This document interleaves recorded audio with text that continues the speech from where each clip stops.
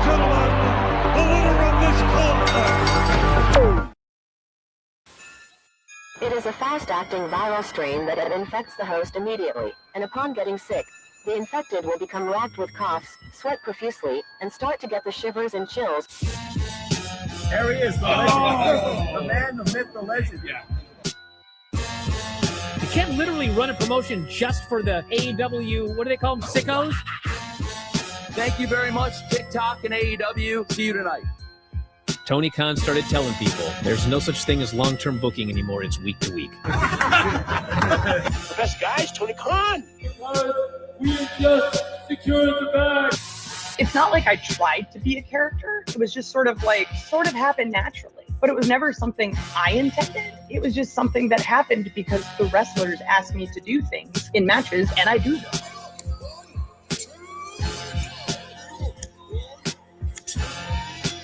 If you run a promotion just for the sickos, you're going to do 400,000 viewers eventually. Mother effing melts. You know that SmackDown actually went over and everything? Yeah. You know, What's the point? the point of SmackDown. What are you getting at here? That the DVRs didn't pick it up. Did they not pick it up? Mine didn't. Let's get into everybody's favorite moment, and it is called Dave Meltzer's Dumb Moment of the Week.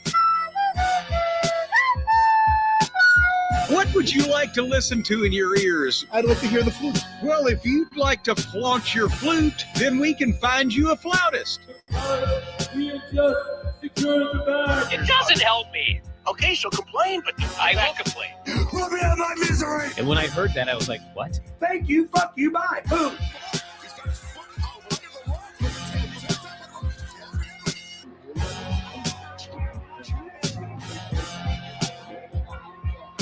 You got to run a promotion for everybody. The sickos can be the ones that buy tickets first and spend the most money on the merchandise. Because we just secured the bag.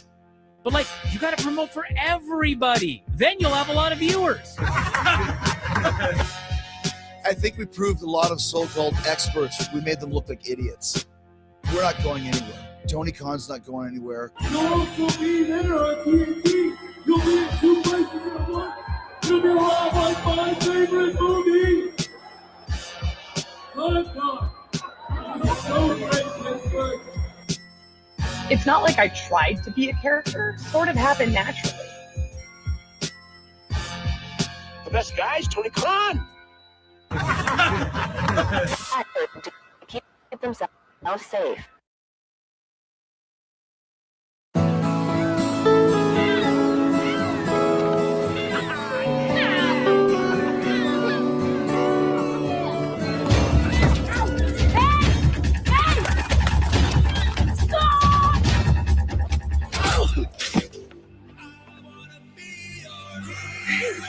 You're in trouble.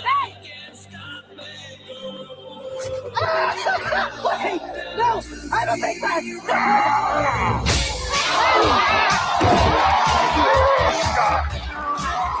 I told you. When there's trouble.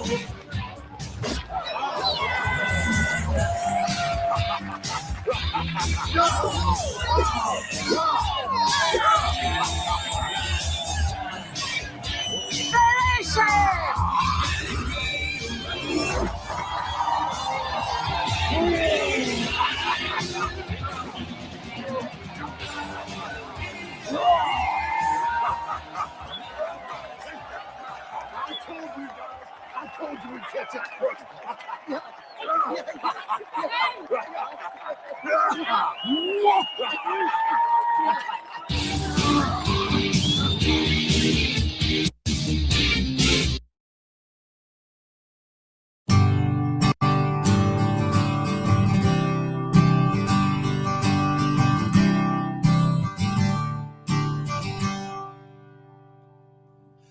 Ethan is the champ, and I'm afraid to say I don't want to show you how he gets in shape. There's costumes in his bedroom, there's figures on the shelf, but he gets most excited playing with himself. It's time Joe wins the title because we've had enough. Ethan likes to work out dressing up. Ethan sucks. Believe in Joe. Ethan, put on some clothes. Ethan sucks. Believe in Joe. Ethan, put on some clothes.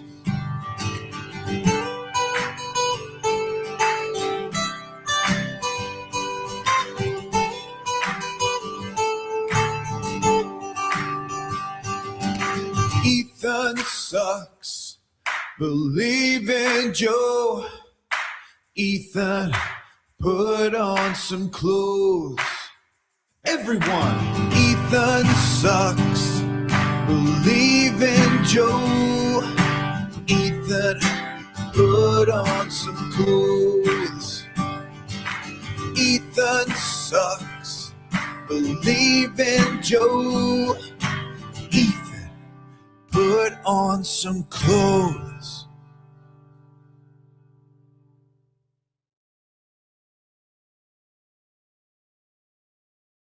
もっと暖かくなるエアコンに変えてください。細長だから快適ゾーン4倍。 What's your next desire? すぐ暖かくなるエアコンがいい。細長だからファジー速暖。静かでパワフル。日立の Big Flow. 暮らし刺激人。日立。 As an outsider who's not a massive fan of who I only know so much about it, I always thought, why isn't there some sort of signifying thing about the boots to the wrestler that the fans could? Well, then... a lot of wrestlers don't wear boots anymore. Yeah, I see crazy, and I kind of don't like it because that's like the weird traditionalist part of me is like wrestling and wrestling boots. Yeah, sure, put on your boots. Yeah, man. put on your boots. What are you doing? Yeah, put on your boots, pal. Yeah, that's the lace Canadian them in up. You know, lace up your boots, bud. It's like that expression. Oh, he's one of the best to ever lace up a pair of boots. Right. But you got guys going out there in Jordans and stuff now, and I'm just like, what happened to this business? And back in my day, yeah, exactly. Wrestler wanted to wear wrestling boots. I don't know. I really don't know what it is, but it's funny that I never really examined that about that sort of like holding on to something. Yeah, you did. So because I do know I have a different aspect of my life where I do that, which is my car. Oh, you love your car. Well, my car is a 2004 Nissan Altima. Okay. And I've had it for 12 years. Our athletes still care about their fans.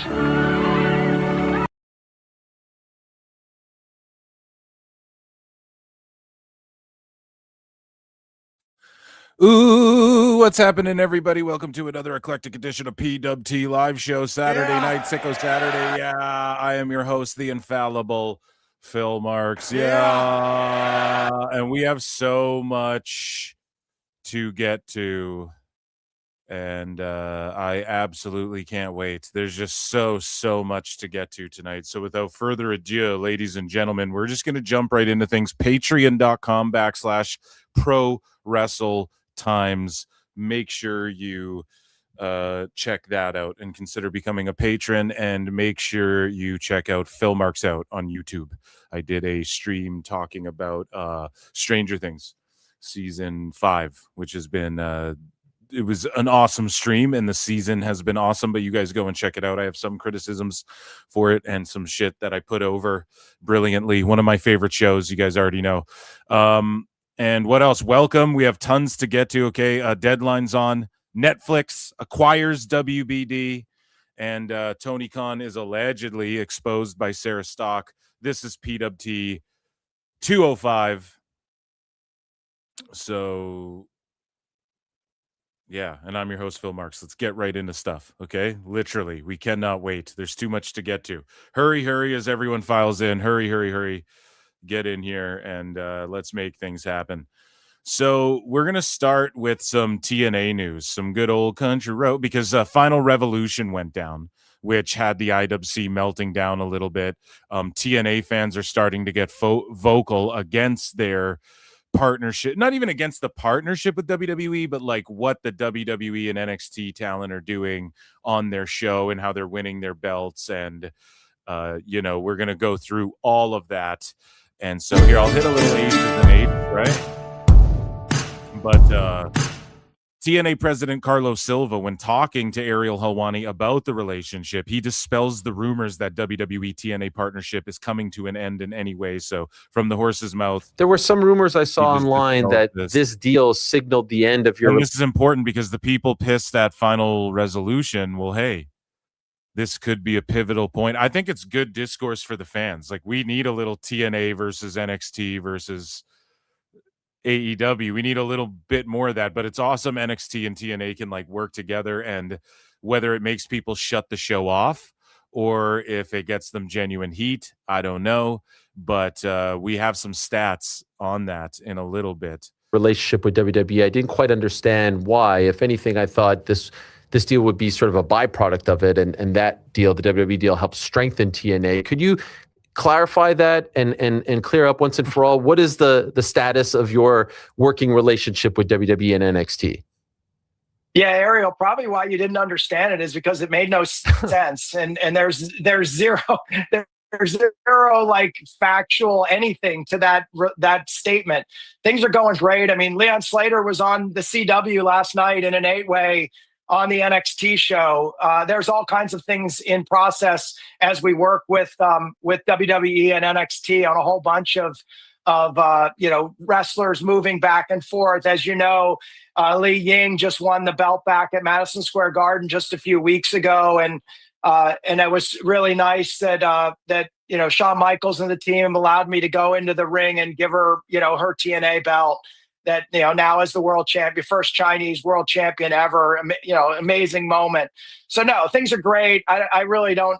I love how Silva, and shout out Ariel Helwani show, Uncrowned, all that good stuff. I love how Silva goes and hands the titles after every match, like whatever fed he's in. I read it and just sort of scratched my head. I had no idea even where it came from. So there you go. We pretty much figured all that out. The entirety of the IWC did just by staying online. At first, it was like, oh shit, maybe the partnership. Oh no, okay, it seems to be that's not the case at all. And why would they, right? But speaking of like the deal and whatnot, last Thursday, AMC aired Griswold Vacation Mara in the 7 to 9 p.m. time slot and did $290K with a .08. This is the kind of lead-in TNA can expect when they debut on AMC, which would be 12x the access station average. So good for them. It's just so good to see that for them. TNA contracts are reportedly expiring soon, however. Mike Santana, Mustafa Ali, Jake Something, AJ Francis, Steve Macklin, Zachary Wentz. So I think the four rascals. Okay, here's the thing. WWE love Wentz for sure, but they just got rid of Wesley. Do they bring Wentz in? And I'm not saying Wesley and Wentz are interchangeable, but it's like, what would he? I don't know. I'm just going to sound like a hater, even though I'm a Rascals fan. What I want to see is the Rascals stay together in TNA.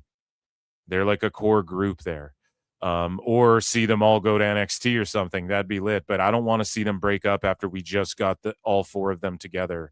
Like, I was hoping to get some like brothers versus brothers feuding over tag titles eventually and shit. Like TNA's heating up right now, especially in that tag division. So Steve Macklin, again, he was in NXT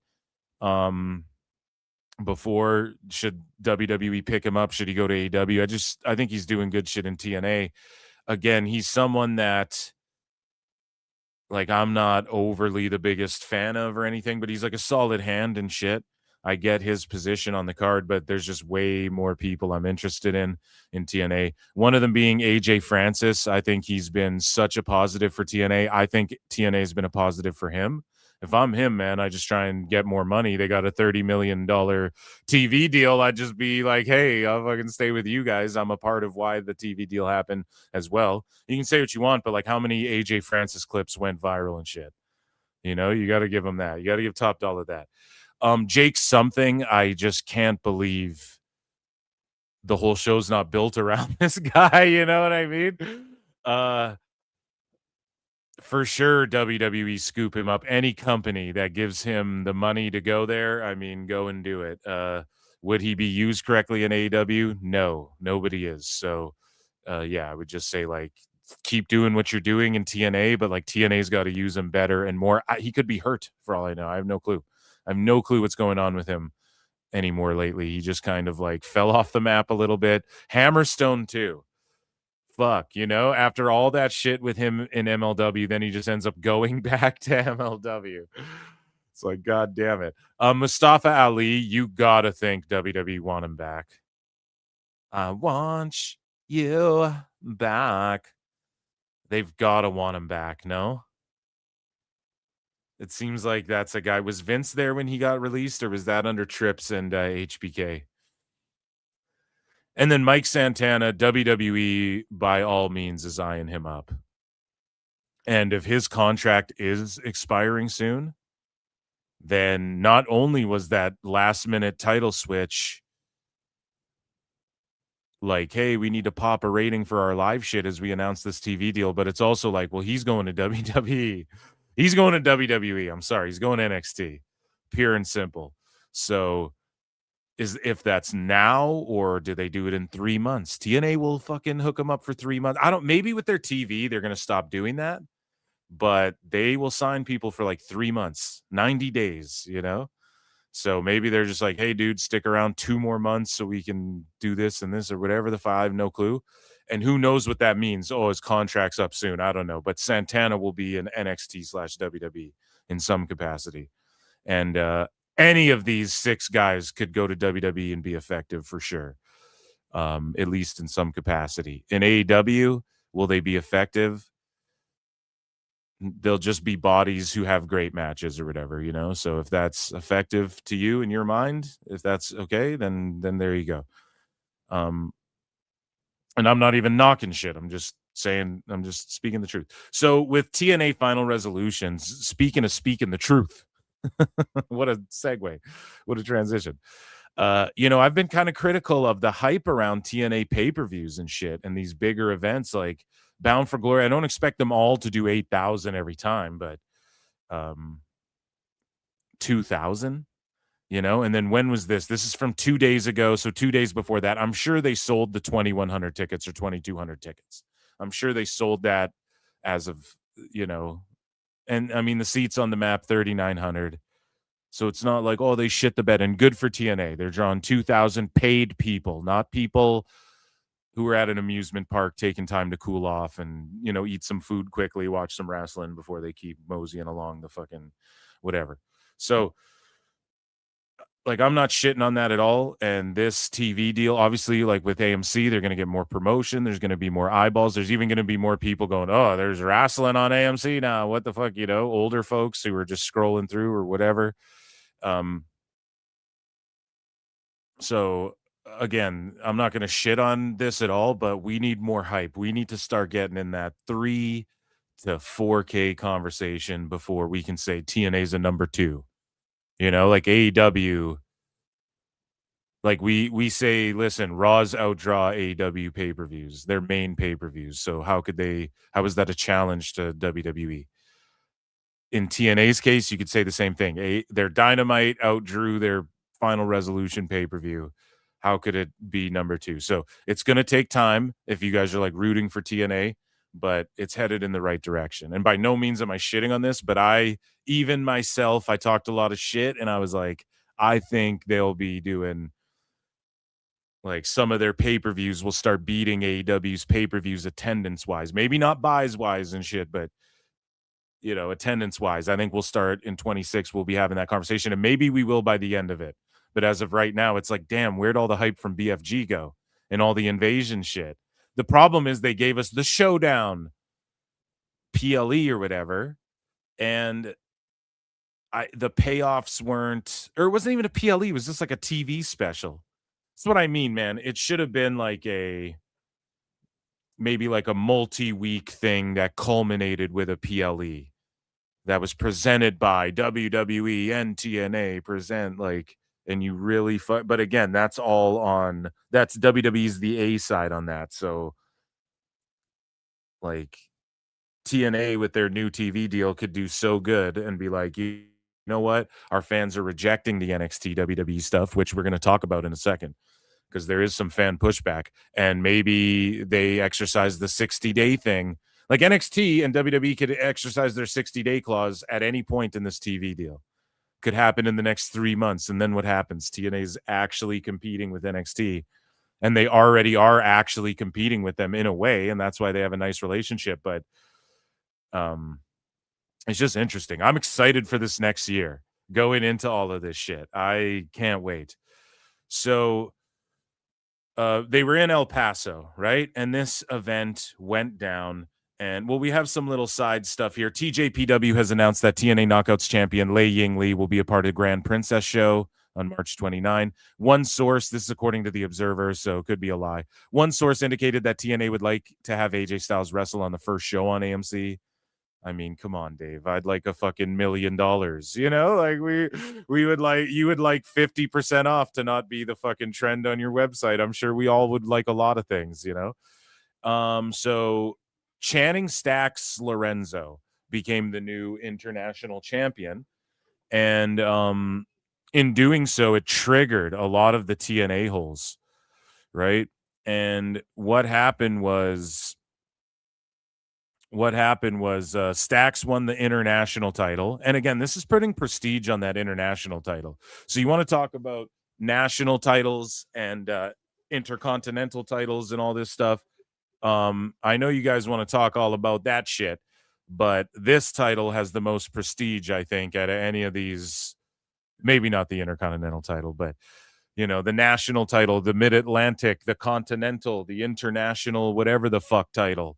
They you know, none of that shit really matters. It's all convoluted. And this international title has been like a focal point of TNA. They introduced it and they focus on this title on the TV show and make it feel important on the TV show. But Stacks punched Santino. So basically what happened was like Lexus King and these guys invaded. They were going to light the ring on fire. Let's play some Anthem. Be cool, bros. No, you smell that too. That's lighter fluid.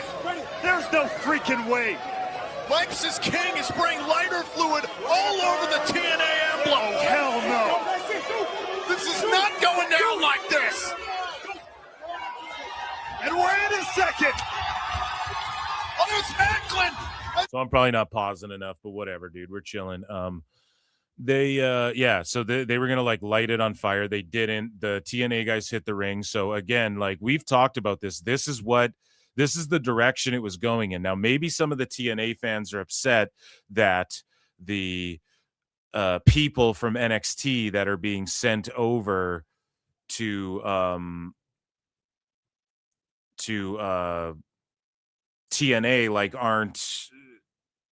they don't match up, like they don't stack up in comparison to like who TNA sent over, who they view as their top guys. They're sending like Lexus King and shit over to TNA, and like that's, people don't want to see this, I guess, is some of the fan backlash. And I thought I had it bookmarked. I think I do. Hold on a second. There was a screen grab someone took of all of the videos from Final Resolution, and the two things that everybody hated the most, like the two things that got the least amount of views, was Stacks winning this title and them invading their show and doing this shit. And then the thing that got the second least amount of views, I think, was Mustafa Ali being dragged by that horse. And I think some people have the feeling maybe Mustafa could end up back in WWE, but more so like he's doing this sports entertainment-y WWE type shit, which, I mean, TNA's always kind of done. They've always had like, you know, spooky folks and, you know, like, what am I looking for? Like mysticism and like Abyss and all. They've always done like, you know, crazy fucking,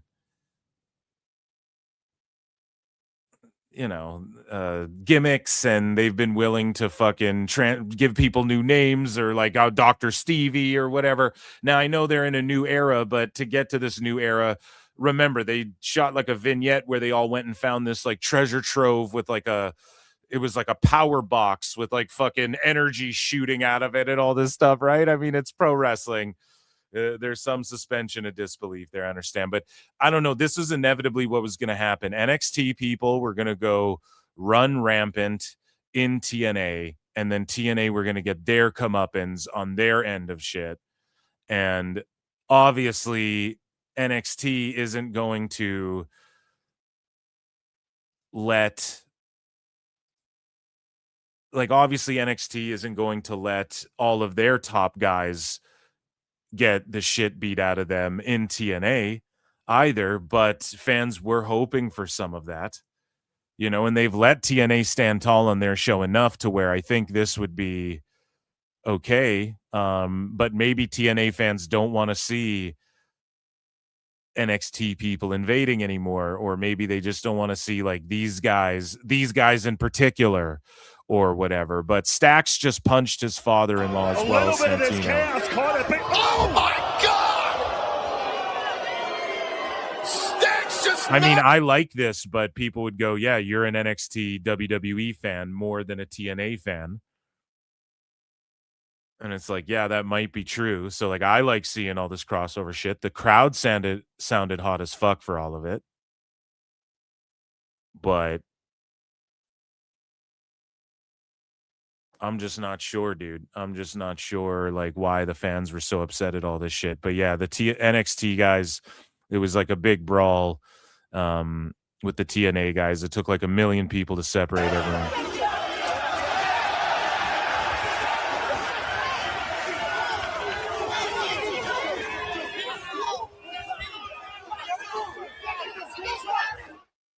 I mean, I think it's perfect for guys like Lexus King and Channing Stacks and them, but the problem is that people view TNA, a lot of people who might be coming back to TNA who kind of fell off view TNA in a certain way, and then there's like a sicko, like uber smart mark section of the IWC that views TNA in another way. And what those ways are, the old school fans see Kurt Angle, Samoa Joe, Abyss, like Rob Van Dam, a bunch of these like Jeff Jarrett, even like a bunch of these name guys who won the title, and AJ Styles, and that title is prestigious and has a lineage that, and some of the matches they had you could stack up again, blah blah blah blah blah. And then on the sicko side of like the younger generation, maybe not even younger, but just like the people who saw like the Kenny Omegas, and maybe even like the Austin Aries and the Kenny Omega, the like the people who held the title, that it was like Bobby Lashley had a good run with it. There was some people who there's like an era, maybe that's even going a little too far back. I know that was like the worst time ever for TNA and like Impact when EC3 and all but like LA Knight was there doing his thing. They were trying to make things happen. And some people view that title as like, Omega held it, and it's been fought for. Like Rich Swann had a run with it where people were like, he was having 5-star matches and shit, so I get it. I get why people are like, well, why are the NXT guys matching up with the tippy top TNA guys? But that is what TNA signed. Like they agreed to do this with NXT, and they weren't like, they could have negotiated, well, let's team up with Raw and SmackDown and shit. But I think in the long run, in like 5-10 years, the conversation will be closer to TNA against SmackDown or Raw than it is NXT, unless NXT continues to blow up and whatnot. So we'll see who benefits from this. But as far as like the heat and just getting a moment where like all these people are hitting the ring and TNA is doing exciting shit, and I think that's good for them. They need stuff like this going into like they're part of it now with their TNA deal on AMC is like, hey, there's going to be fucking some NXT WWE people could show up on this show too, and that might get them more TV viewers. So obviously they're not going to want to like just throw that all away. So here, Team TNA versus Team NXT is going down in a steel cage. Guess what? You got my attention. 2 weeks from today, we're going to settle this like real men. No more running around. No more hiding in the shadows. No more being bitches. We're going to settle this. Team TNA versus Team NXT in a steel cage. I'm going to call Eva. This week I'm going to announce the teams, and this week on Impact, we're going to get ready. And trusting me when I tell you this, Team TNA, we're going to be danger animals.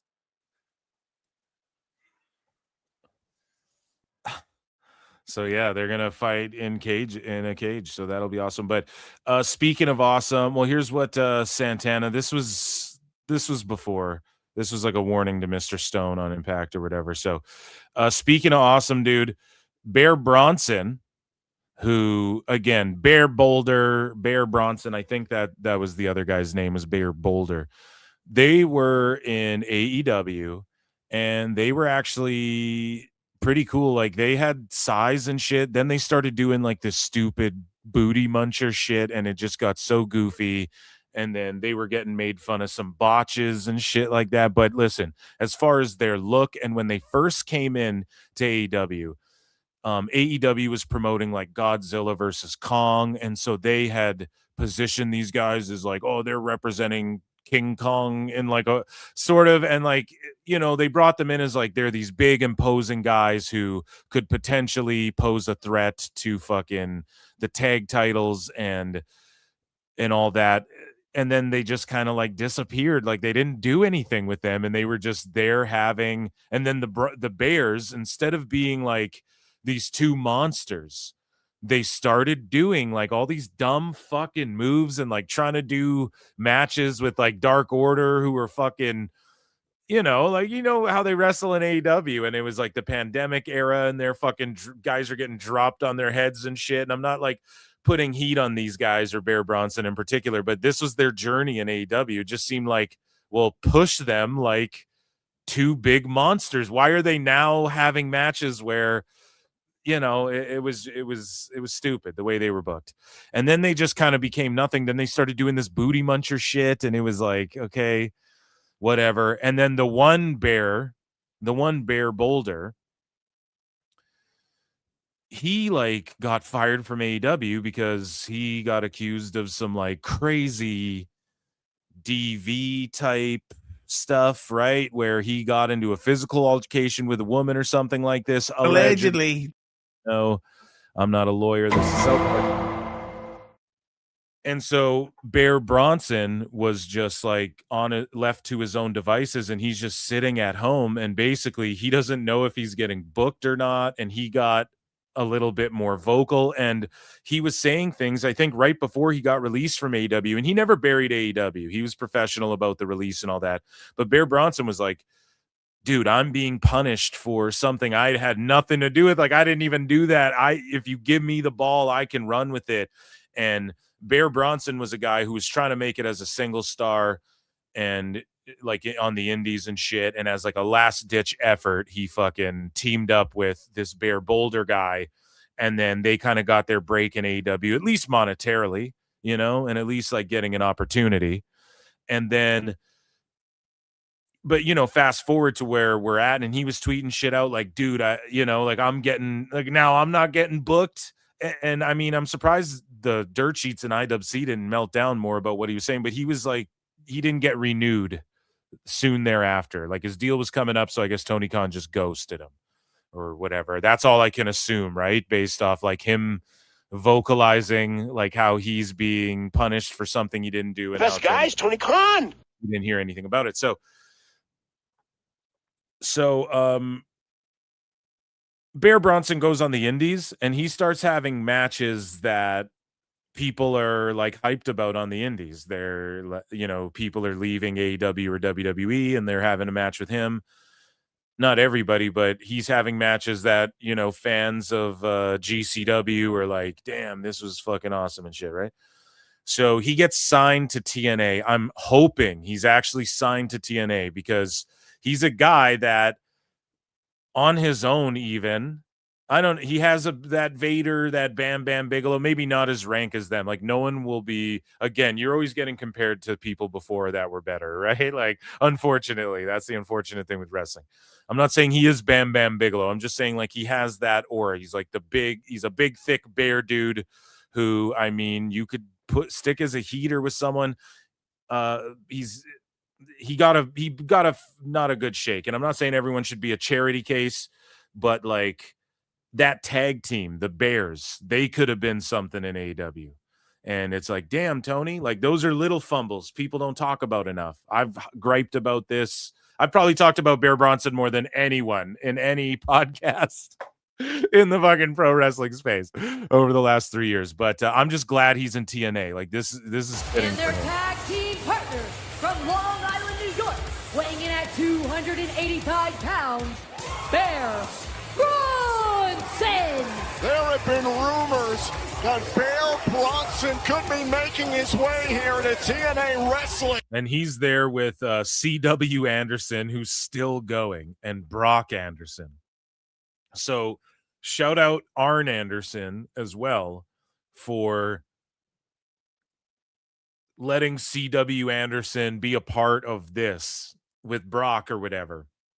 And also Brock in TNA. Like, I love that too. That's where he should be. And I don't know about them teaming up as a trios, but whatever. He made the call to one of his old AEW buddies, I guess, right? But I'm here for fucking Bear Bronson. They are already having their eyes out for who could possibly replace JDC come January. You gotta love it. Only in pro wrestling do you come to a job interview and touch the person giving you in the interview. Like he could be a heel for them, like a fucking top heel for them. The Righteous, though. Speaking of AEW tag teams or Ring of Honor, wherever you want to associate the Righteous, right? I mean, like they were brought into AEW and essentially they weren't being used. And then when Tony Khan just needed a tag team to handicap match lose to fucking MJF when Adam Cole got hurt, they brought in the Righteous, monster pushed them as far as like they're breaking dudes' ankles, Kathy Bates style, with fucking wood blocks and sledgehammers and shit, like crazy shit. And yeah, it just, then they just fucking lost, and then you didn't see anything from them. They didn't win the tag titles or anything. But the Righteous are in TNA, and this fucking rules. And I'm a huge fan of these guys. I think, again, I was pushing for them to be in WWE with Karrion Kross and all that. This might be better, you know? Again, what are they going to go into NXT and all this shit? And I also said a long time ago, TNA would be perfect for them. It would be awesome. If Karrion Kross and the Righteous, they were teasing all that shit. If they want to link up in TNA, that would be amazing. Imagine Scarlett and Karrion join TNA with this new TV deal. And then the Righteous are his guys. Like he was teasing that while he was in WWE. And the Righteous have been putting out like cryptic tweets forever. And then the snaps happen. And I will say, even though Tony Khan's been wrapped up in like, hey, we're going to fucking license all this music we don't need. Or like, we're going to steal music again, allegedly. I don't want to make any fucking claims or anything, but Tony, right? Like there's accusations that he's like lifted music from people and shit. So if that's the case, good on him for letting the Righteous continue to use this music that they've been using since I think like ROH and just around the indies and shit, before Tony Khan purchased ROH. And they were a big act for ROH, man. And big, I mean big for ROH, you know? Because people say, well, what does that mean? Well, I mean, ROH was around for many years, you know, they were still doing houses and shit. And enough to where Tony Khan shilled out however many million they worked him out of fucking how many million did he pay for that? Can't remember. And so yeah, Dutch and Vincent, they're here in TNA. It's just good to see, and good thing that Tony Khan let them keep their music. Or did he own the rights? Did they own the rights to it? I don't know. Maybe Lex Luger can tell us. Wait a minute. Vincent, Dutch, the Righteous are here in TNA.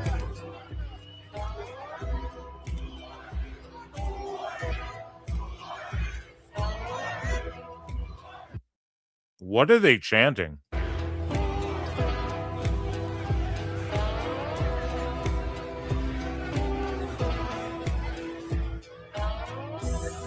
His flippy tongue. Yeah, so shout out Anthem and TNA and all that. I'm going to end up having to clip all that shit out playing this music. And yeah, so that was Final Resolution. And I thought some cool shit happened. I know people are mad about stacks and all that, but look at to what they're building to. TNA's headed in the right direction. I'm not going to sit here and start shitting on it because of one perceived bad night.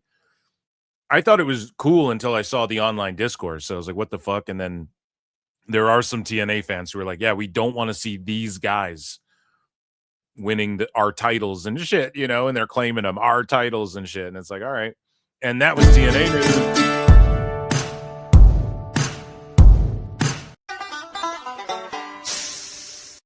Heyo. Okay, so we have more news to get into. There's so absolutely so much. We're going to get into WWE news before Deadline starts. We'll rip through this.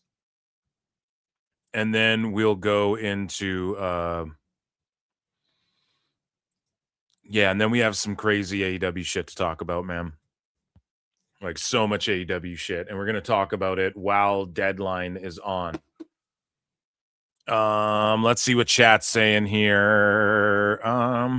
Kevin Pierpont's been a member for 7 months. Guys, yeah, so consider becoming a member, 99 cents. I do a bonus show weekly. And patrons as well. Here's my Patreon. Consider signing up for Patreon. There's a bunch of bonus access content that you can access if you sign up for that as well. And you get like anything you get as a YouTube member, patrons also get. So, and it's all unedited and uncensored. Like, you know, I don't have to like chop shit out on Patreon, like nothing. So, anyways, moving along here. Or yeah, sorry, no. Let me check in. We got some Kevin Pierpont, member for 7 months. Thank you so much for your membership. And Rabid Wolverine LC Killer 17 has been a member for 16 goddamn months. I appreciate that so much. We acknowledge you. Acknowledge me. And those are my plugs there. Here, I'm gonna get Deadline on. I just want to pull it up so it's like on. I'll listen to the stupid Netflix music. Speaking of Netflix, we're going to get into all of that as well. So, ladies and gentlemen, it is time for WWW.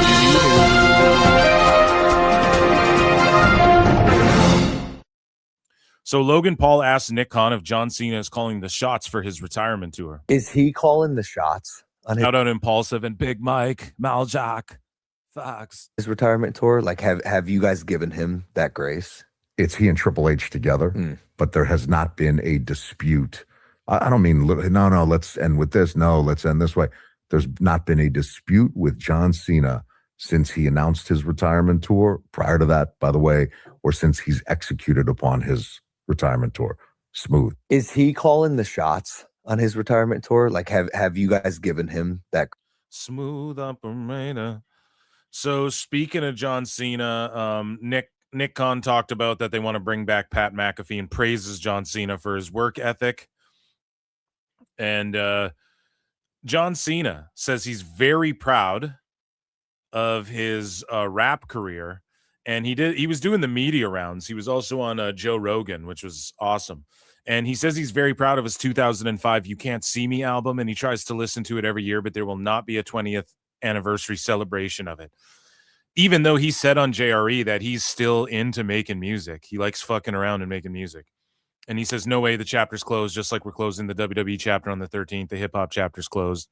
So John Cena, isn't he like the only music artist to ever drop one debut album, go platinum, win a Grammy? Like, didn't he win a Grammy for that shit? It's some crazy stat. Maybe I made that last part up, but it like went platinum and then he just retired and never made another album. He's the only artist to ever do that in music. Fucking crazy when you really think about it. Someone can fact check me on that shit. So John Cena, he told a story about how the AJ Styles feud came to be. And he just says, AJ Styles is the nicest human being in sports entertainment. We don't got to listen to that clip, but he's a big fan of AJ, respects him tremendously. And yeah, that match they had was just magic. It was just years in the making, you know? John Cena reveals that he originally wanted to do 220 dates on the retirement tour, but WWE only needed him for 36 dates. Could you imagine John Cena's back after fucking 200 dates, man? Oh my God. Yeah, StreamYard's taking the L, dude. I don't know. It's so glitchy. I'm talking to other motherfuckers who use it, and they're just all like, it is running like shit lately. They're just adding new features, every day new features. And it's like, just make the ones that exist already work the best. Jesus Christ. Anyways, moving along. So speaking of John Cena, he was, we talked about it before. He was on Joe Rogan's podcast, and he mentioned some names that he would like to see on JRE, and Tony Hinchcliffe was there, and they sort of listed a few names. Stone Cold, what? Vince McMahon, what? Some other people, and one of the people was Vince McMahon, and Joe Rogan officially extended an invite to Vince McMahon on his pod. Vince McMahon, who started this gangster shit and spread it around. I would definitely have him. It was a little he would be great. Yes, whatever magic you have out there, and you have a lot of gravity. Do you think he'd be interested in doing it? Are you kidding me? I think he would love it. Really? I think he would love it. Okay. I don't know when the right time is, but man, don't miss out on that opportunity. At least send it out to the universe. Yeah. Well, I would definitely. Vince, if you're listening, let's go. I think this would be a great. I think this experience would be a great one. Yeah. So Cena was like pitching it, man, and so he also had this to say. He reacted to his dad talking shit about who his final opponents are. So again, a lot of people mad. I think John Cena Sr.'s always working. And a lot of people mad about who the final opponents are, but Cena, I don't know. Nick Khan and Cena and Triple H, like Nick Khan's refuting that he had nothing to do. Same as Cena. He's like, I just do what the fuck they ask of me. I don't really push back, you know? So who knows if apparently Gunther versus LA Knight. Yeah. By the way, Gunther beat LA Knight. We're not going to spend too much time on SmackDown, but Gunther beat LA Knight, and people are mad about that too. And I just don't know if it's faux outrage or not, but it was more disliked than liked, the video of Gunther facing John Cena. Now, we all kind of knew it would be Gunther versus John Cena, but at the same time, like, I'm with everybody to where there's like a bunch of different matches I think I would have rather seen, but WWE is just doing what's best for their business, and Cena's not a dummy. Like, he knows that he needs to do this for them. Now, and he even explains on JRE, he's like, listen, your window is like 5 years. You're only over for 5 years. So who can Cena? And what do I always say? I love being right. What do I always say here at PWT? Yo, the next like 3 to 5 years, who's going to be that guy who's like drawing for them? And they have so much talent, right? Cena said the exact same thing as me on Joe Rogan, the biggest fucking podcast in the world, the biggest wrestler in the world. That's all I'll say. That's all I'm saying, right? And that's what the assignment is. So Gunther winning. Gunther will be there for 5 years, having matches against Brock, Braun Breaker, Roman, Punk, maybe again. Who else? Like, Gunther will be there, like, juggling the world titles around. Like, Rhodes will turn heel on Gunther, or they'll have a feud, or Jacob Fatu versus Gunther. That's what's going to happen over the next 5 years. Cena's got to give it to someone. It's not like he's given it to Carmelo Hayes, who, by the way, I was all about Carmelo Hayes winning it. I got to be honest. My guy JJ Alexander fucking convinced me of that. But if Carmelo Hayes has like 15 years left in the biz, right? How old is he? He's got like a decade in the biz. And I'm not saying Gunther's washed, but Gunther, does he have 5 years or 10 years left? I'd say more on the 5-year side. Could he do it for 10 years? Yeah, but you don't want to do it for 10 fucking years, right? You want to get the fuck out and with your health and everything intact. So Cena gets it. People get what, like, people who get it. You understand why the fuck it has to be Gunther. It's got to be Gunther. It can't even be LA Knight. LA Knight's like 40. When is his next deal up? We don't even know. He might not even be in WWE the next 3 years, for all we fucking know. So, and like, who's gonna get pushed harder, and who's already been pushed harder, LA Knight or Gunther? Gunther, man. So it's like you're just stacking it up. You're just racking up his resume because he's your guy. You know, he's like in and around all the top guys for the next 5 years. So, and deciding to meet my dad where he's at and be like, dude, whatever I thought you were, you're not. You're just you, and I love you for you. And man, when we sit, there's some shit that he'll say that's all fucked up. You know, he said some shit yesterday that, like, I don't think John's last opponent should be there. And people listen to him because he's a wrestling fan. He's like in the kind of like the weird subculture zeitgeist. And I want to call my dad and be like, what the fuck are you doing? But then, like, no, he's doing what he does. This is him. Yeah. This is the this is the John Cena I love. This is the guy I can sit down with. And part of that is being able to process all that. But yeah, so he very respectful of his father and a good young man. This John Cena is. No, he kept calling himself the kid, though. Maybe they're like, hey, I don't like the kid. It's like, bro, you are 50. No.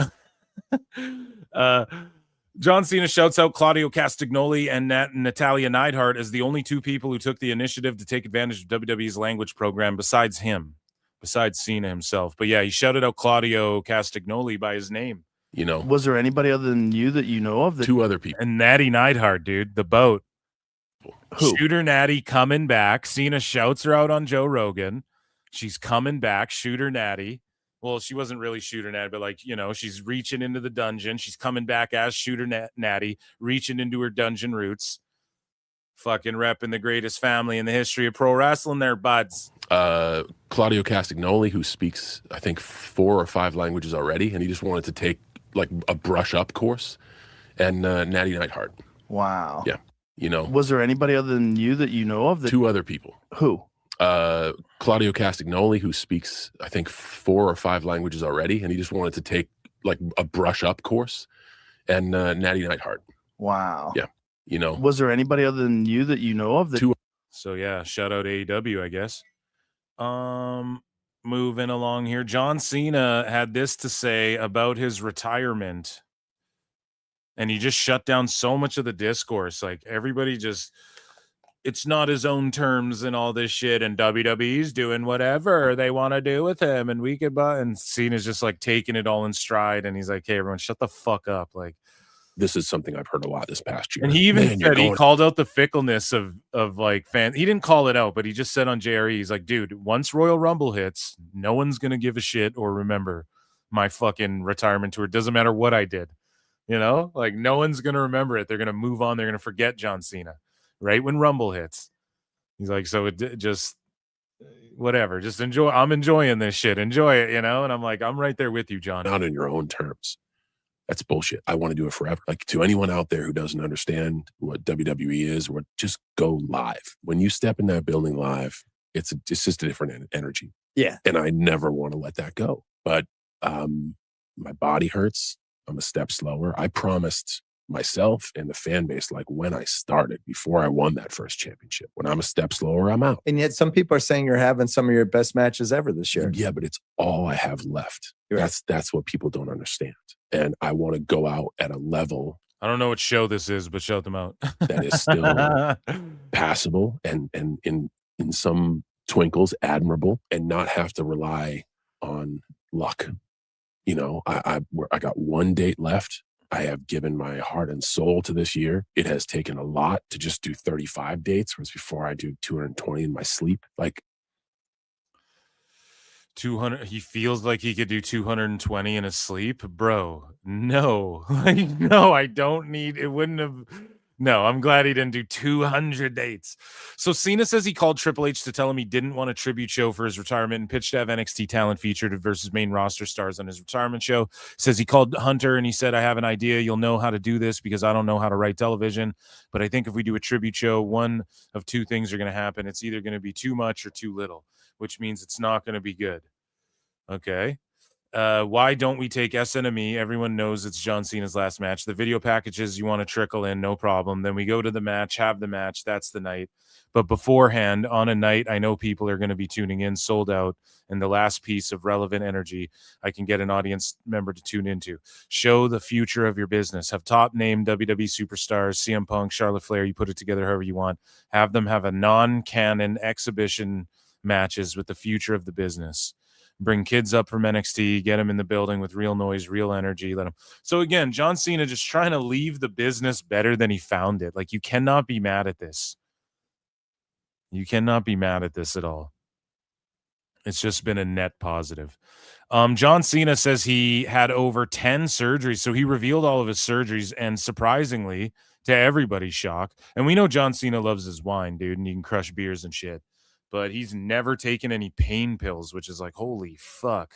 And I'm like this, honestly, man, I don't like, but here's the thing. I have taken pain pills in my life, but I try to like avoid taking Advil and shit, even if I can, like as much as possible.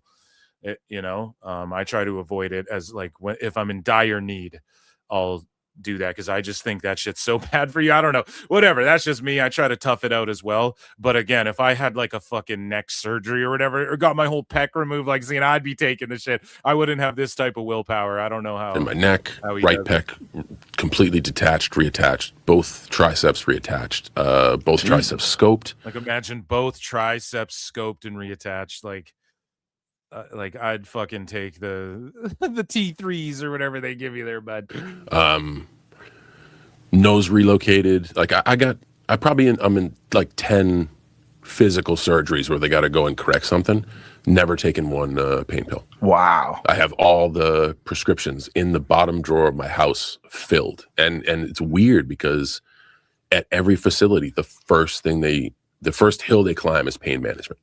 You wake up from anesthesia, you're like gray and murky. And I've been in a bunch of surgeries, a bunch of different facilities. The protocol is always the same. Do you want something for the pain? Here, we got to make sure you take this with you because you're not in any pain. Yeah. Like, I understand because if you leave, if you're feeling okay, maybe you're high off adrenaline, I don't know. And then the operation sets in of like, holy fuck, this is a 10 out of 10. I need something. I get that. But I guess from falling down and hurting my body a lot, like I know my pain threshold. Yeah. And when the worst one was probably putting the whole pec back on and then attaching it. But when I woke up, I was able to like mess around with a stress ball, and I never took one pill. That's amazing. Yeah, it's crazy. That is crazy. So moving along here. Yeah, well, this is it. Awesome. I got to bookmark this part because, there was a lot of interesting things that, again, like the IWC, they don't fucking clip it because maybe it wouldn't get the most clicks, but there's just little things he talked about. So I'm actually surprised I got a clip of this, but he's like, 3 weeks after I retired, nobody will give a fuck. And it's like, okay, I need to somehow leverage my relevance with this to what it's going to do to film that. In WWE, if you're not I'm going to retire on the 13th. They will be moved on by the Royal Rumble. And that is real facts. I will be forgotten. That is not a plea to sympathy of like, always remember me. By the Royal Rumble and the road to WrestleMania, nobody gives a fuck because they're focusing on what the show is. That's like 3 weeks after I retire. 3 weeks after I retire, nobody's going to give a fuck. And it's like... Oh man, that's good stuff. So it's official. Saturday night's main event, the Ring versus John Cena. This match is gonna rule. John Cena is gonna lay it all on the fucking line, and I'm excited for it. Honestly, I'm just excited because it's a part of his fucking retirement tour.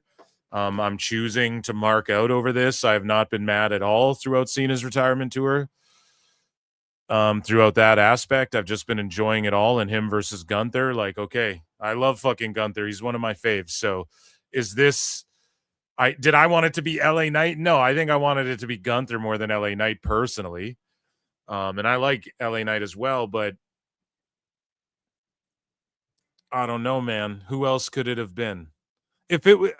I think maybe if we were in a position where like Jacob Fatu was the guy or one of those, but like we are not in that position. He's out right now. So I don't know what people wanted. It's got to be someone who's going to be there the next 5 years. So maybe Braun Breaker you give it to. That's the obvious choice. I think Gunther is a guy who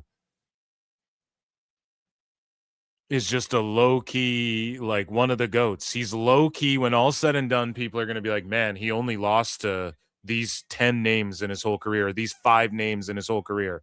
He's held all these titles. His win percentage is like 89% or whatever, even more, probably greater than that.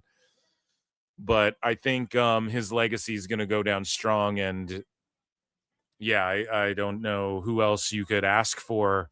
And then on the undercard, it's like Charlotte versus I can't remember. They're announcing all these matches, but it's like, yeah, mainstream star versus NXT star or whatever. And they're trying to build the future a little bit. And Cena's smart about like, hey, it's going to fall flat if it's just a tribute show. People are going to complain it was too much, or they're going to complain it was too little.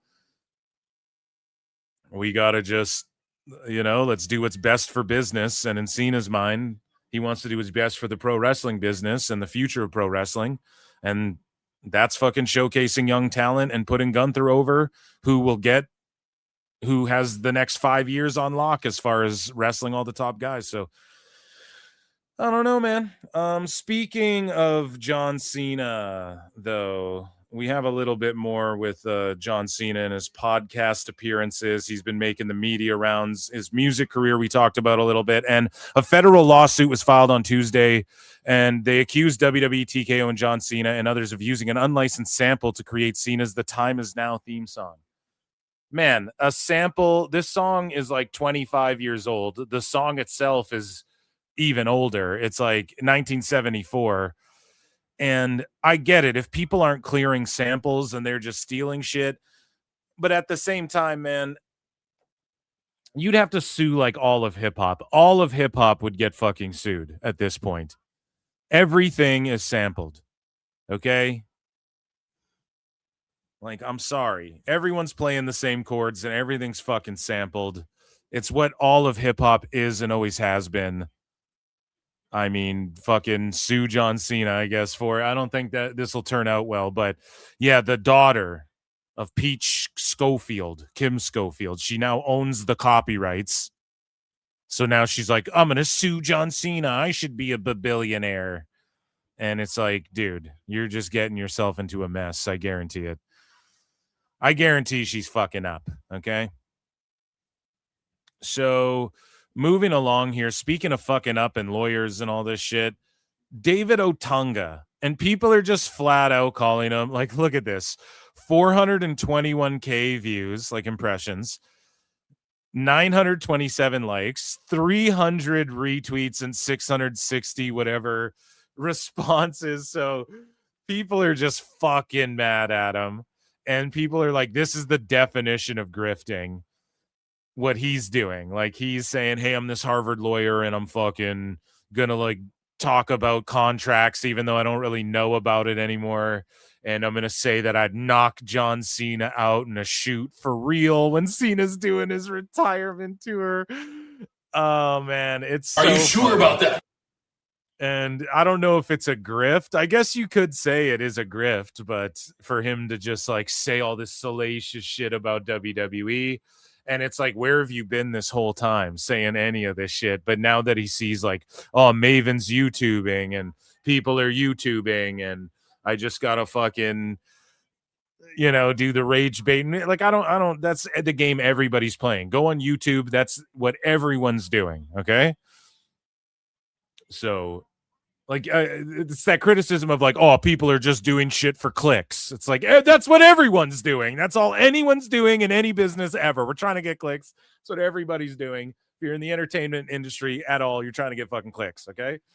So that's like not a real criticism, but just him saying like such egregious fucking out of the blue. He's just like, fucking I'll knock you out, Cena. Like, what, bro? Where have you been the last 10 years? You know what I mean? Like, where's any of this energy before? So it's just kind of funny. He's I don't know, but he's going viral, so it's working for him. I don't think Otunga, what's his background? Would he beat Cena in a shoot fight? Like, Where's there any indicator that either of those guys could shoot fight? Peacemaker, bro? You gonna beat up Peacemaker, bro? Are you sure about that? No. Here's what Otunga had to say. Now, Cena only got physical with me in the ring because when we came backstage, it was just verbal and emotional abuse in front of everybody. But he knew better than to put his hands on me then. I'm gonna tell you right now. If John Cena put his hands on me backstage, Yeah, in the fake wrestling ring where we fake fight, he put his hands on me. But if and then he's saying he verbally abused him and shit. I don't know about all that, but stage, I would have beat the dog shit out of John Cena and fast. He can verbally abuse me, but if he had touched me, man, I would have whooped his ass for realsies. I promise. Actually, it probably would have been better if it was just a physical altercation, because at least I could have ended things quickly. But the fact that it was just this verbal abuse, I couldn't really do anything but take it. I'm a rookie, so I guess I just have to eat that and be humiliated in front of the entire locker room, the agents, the audience, and talked down to, disrespected. The undertone. Is that what Cena did to everyone? Like, I know on screen he fucking clearly, like, he beat the whole Nexus, but was he, like, berating them backstage? Was that ever, is there anyone else who claims this that I don't know about? Thrown around, like, this is what I mean. It's taken me 15 years to tell this story, but I feel like I finally just need to get this off my chest, and this is what happened. Now, see, I don't know, man. Is this just what happened because you have a YouTube channel now? And then lastly on the JRE podcast, so this became like a headline. Tony Hinchcliffe says he was previously offered a job as a WWE writer in his first few years as a stand-up comedian, but didn't take the role due to having to relocate to Connecticut. This is literally like 10-year-old news. Like, Tony Hinchcliffe told this story like 10 fucking years ago. Now I get it. Cena's on the show, whatever, but this is why, like, when Tony Hinchcliffe starts appearing in WWE and shit, you come to PWT because I'll break down the lore. I'm actually over on the Patreon. We're gonna do a watch along / listen along of the WrestleMania, the roast of WrestleMania. So make sure you guys check that out. That'll be very, very fun. And yeah, I don't know. I just wanted to roast that people are running with that headline. It's like, why didn't you guys know this already? Like, he's had his connection with WWE's been there for a long ass time, as far as early in his career and his fandom, and like everyone kind of knew that. And so I don't know. It's just funny to see the UK dirt sheets like just playing catch up, or maybe I'm just nitpicking. I just like to roast Wrestle Talk. So we talked about Nick Khan a little bit earlier, and he discussed the pay structure in WWE for top names and acts in the middle.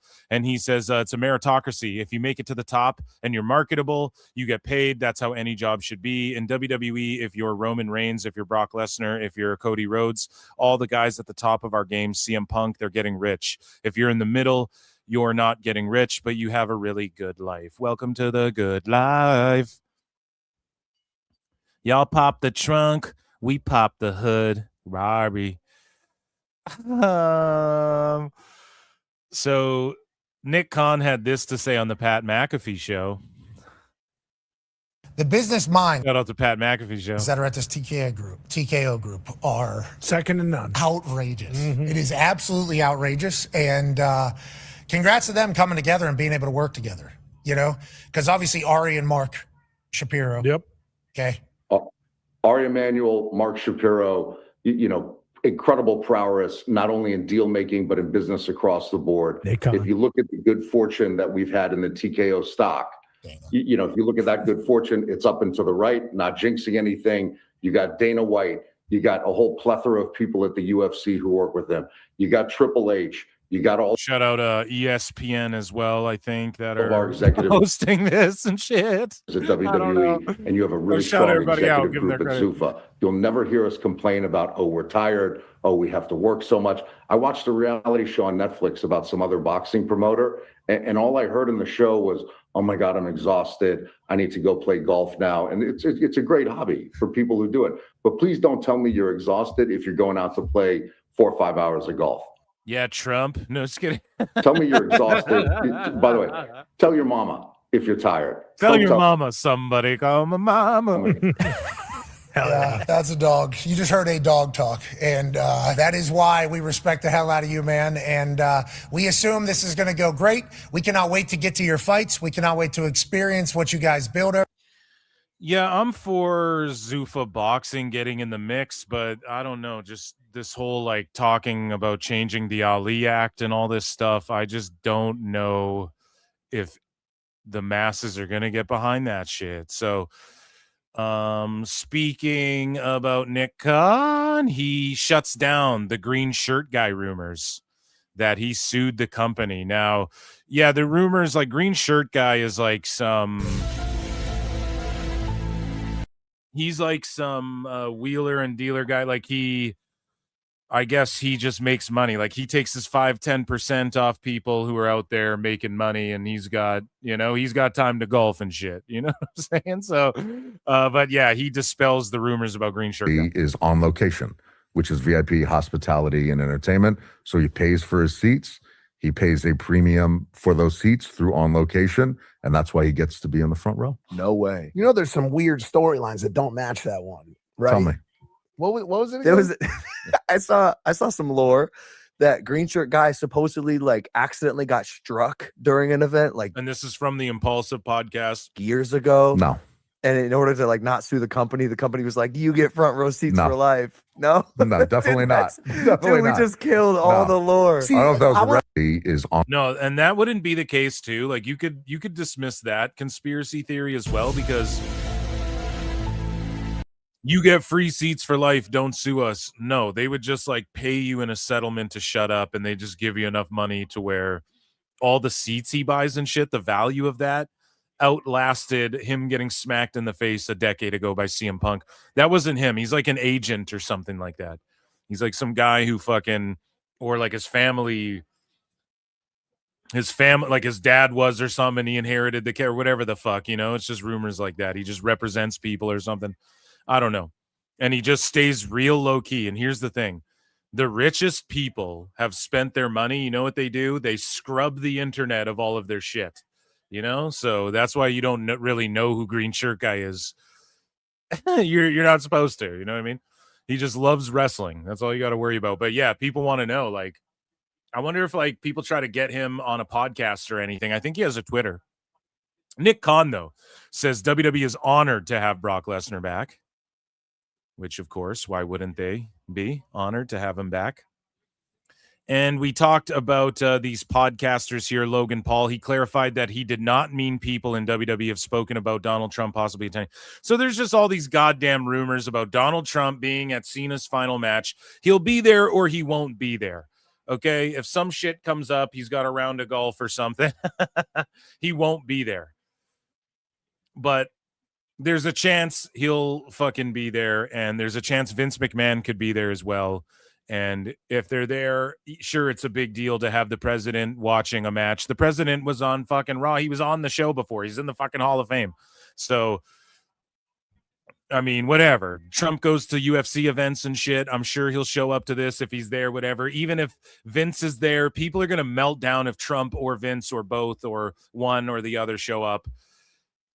To me, I could not care less, but whatever. Logan Paul, like, he ain't confirming shit. He ain't denying shit. He's just saying what's going on, you know?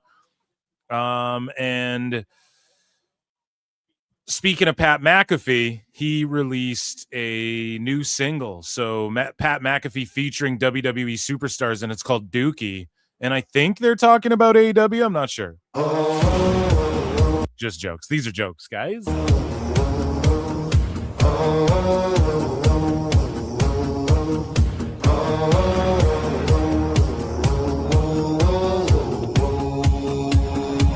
I'm all the way in Eugene, smoking on some new green, changing up the routine, gratitude truly, feel like new school dean, life's pretty cool. He's recording it in his podcast studio too. Oh man.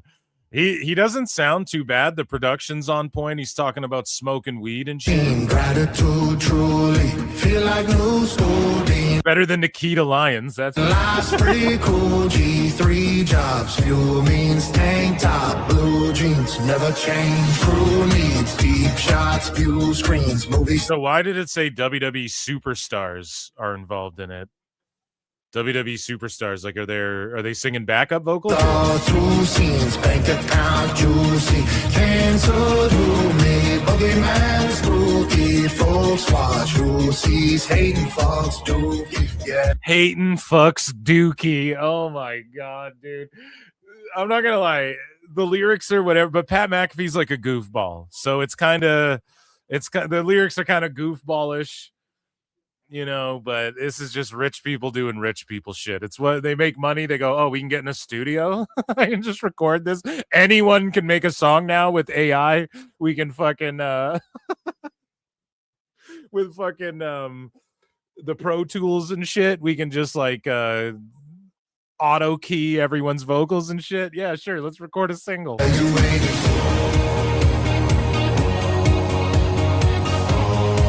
I'm not knocking the hustle, dude. Yeah, you waiting for okay. Yeah, you waiting for okay. Yeah, I'm up here in Eugene, smoking on some new green, checking out some new scenes. And you waiting for okay.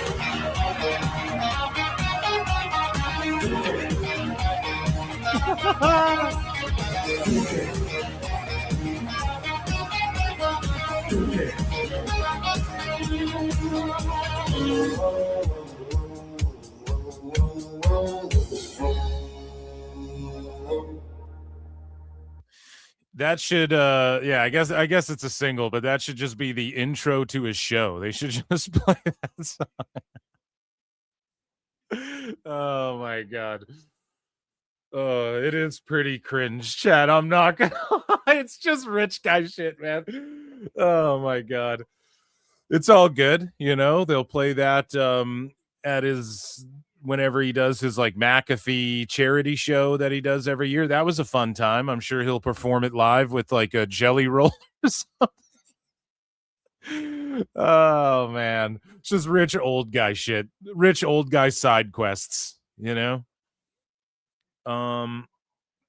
Speaking of rich old guys, CM Punk is having gear made to honor the Macho Man. He just tells a story. Name names, but somebody very high in the office walked past and saw it. It was Rob Van Dam. It was Paul Heyman. Who gets high? Who smokes weed other than Pat McAfee, who's in the office now? And found me and said, do not wear that gear on television. And I said, you got it.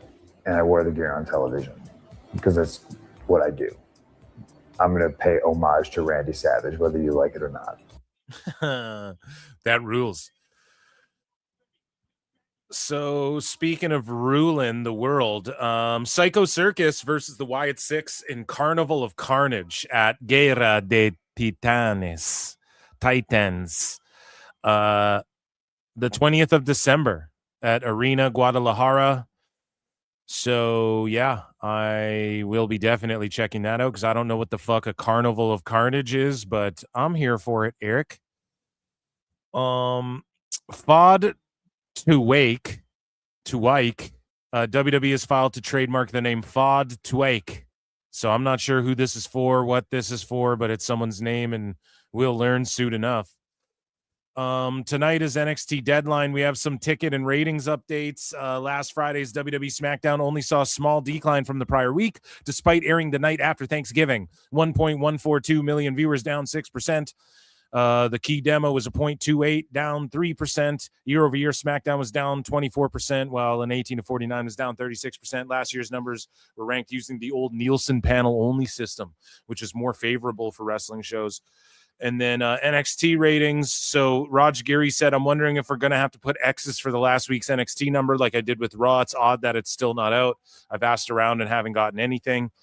We know that CW's pissed at the new big plus panel data, whatever the fuck.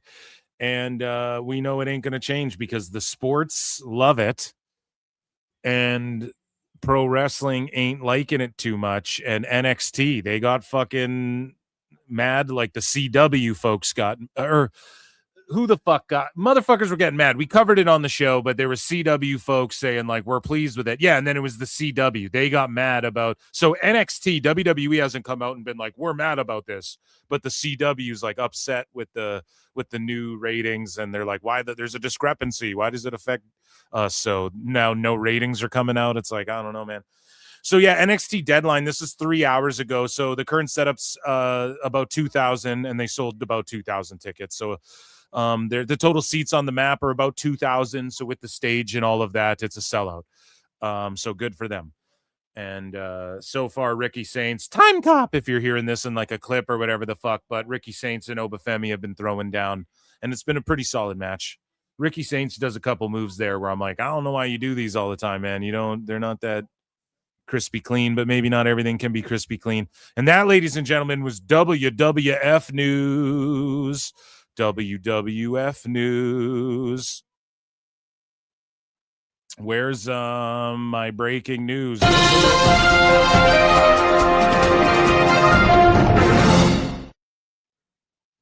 Let's go. So, ladies and gentlemen, we have some shit to break down, yeah. So, God, there's tons of WWE's, AEW stuff to get into this evening. I don't even know where to start. Most of it is accusations, some of it's updates. Maybe we'll do we'll do the dramas, all of the hot dramas last. And so signed to be airing on so we have some post Ring of Honor stuff. Yeah, we'll go through all of this MISC stuff, and then we'll get into like the dramas, the dramas. There's big dramas in the world of AEW right now, and a lot of accusations being thrown around and all of these sorts of things. So we're going to dive into all of this plus more. And also there's a UFC on tonight, which I don't know if people are watching that. I'm not sure if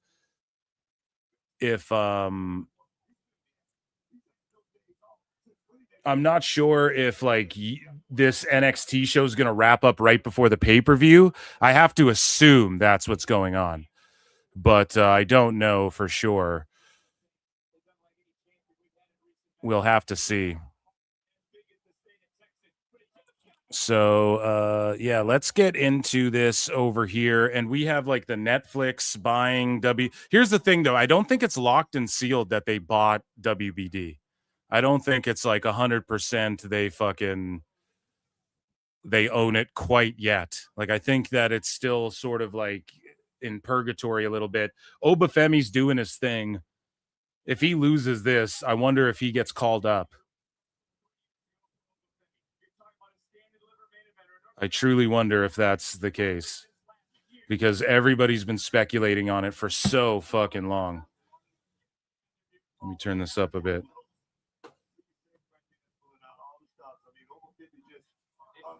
It's like he's main roster ready.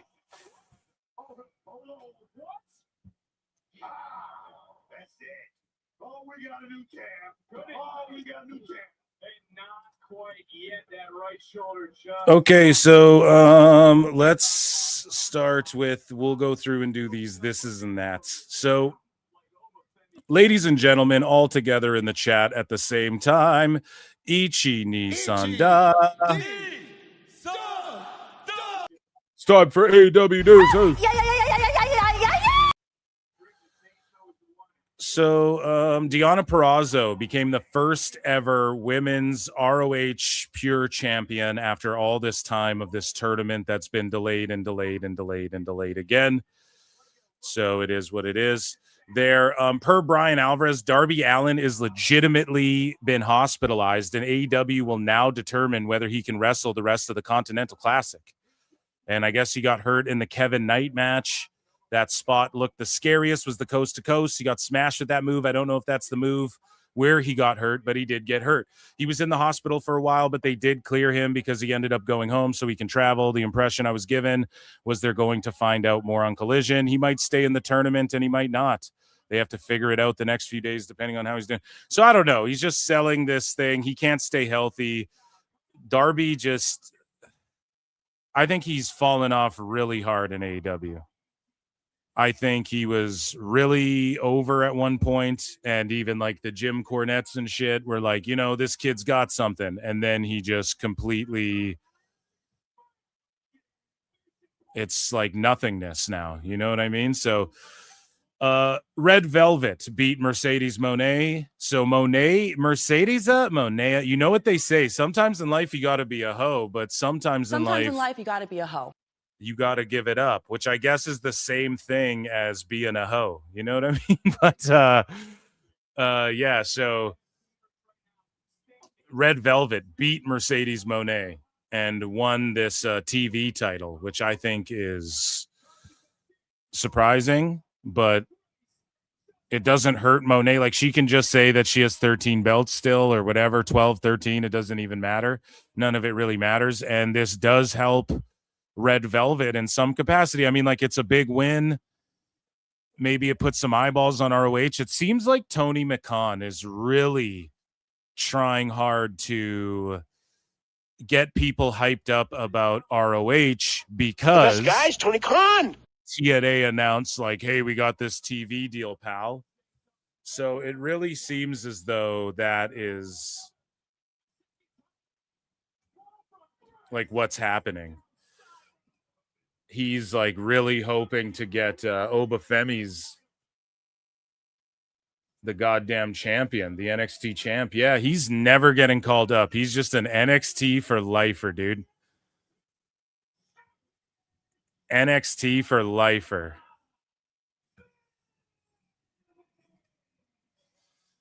Chat, what do you think about that, dude?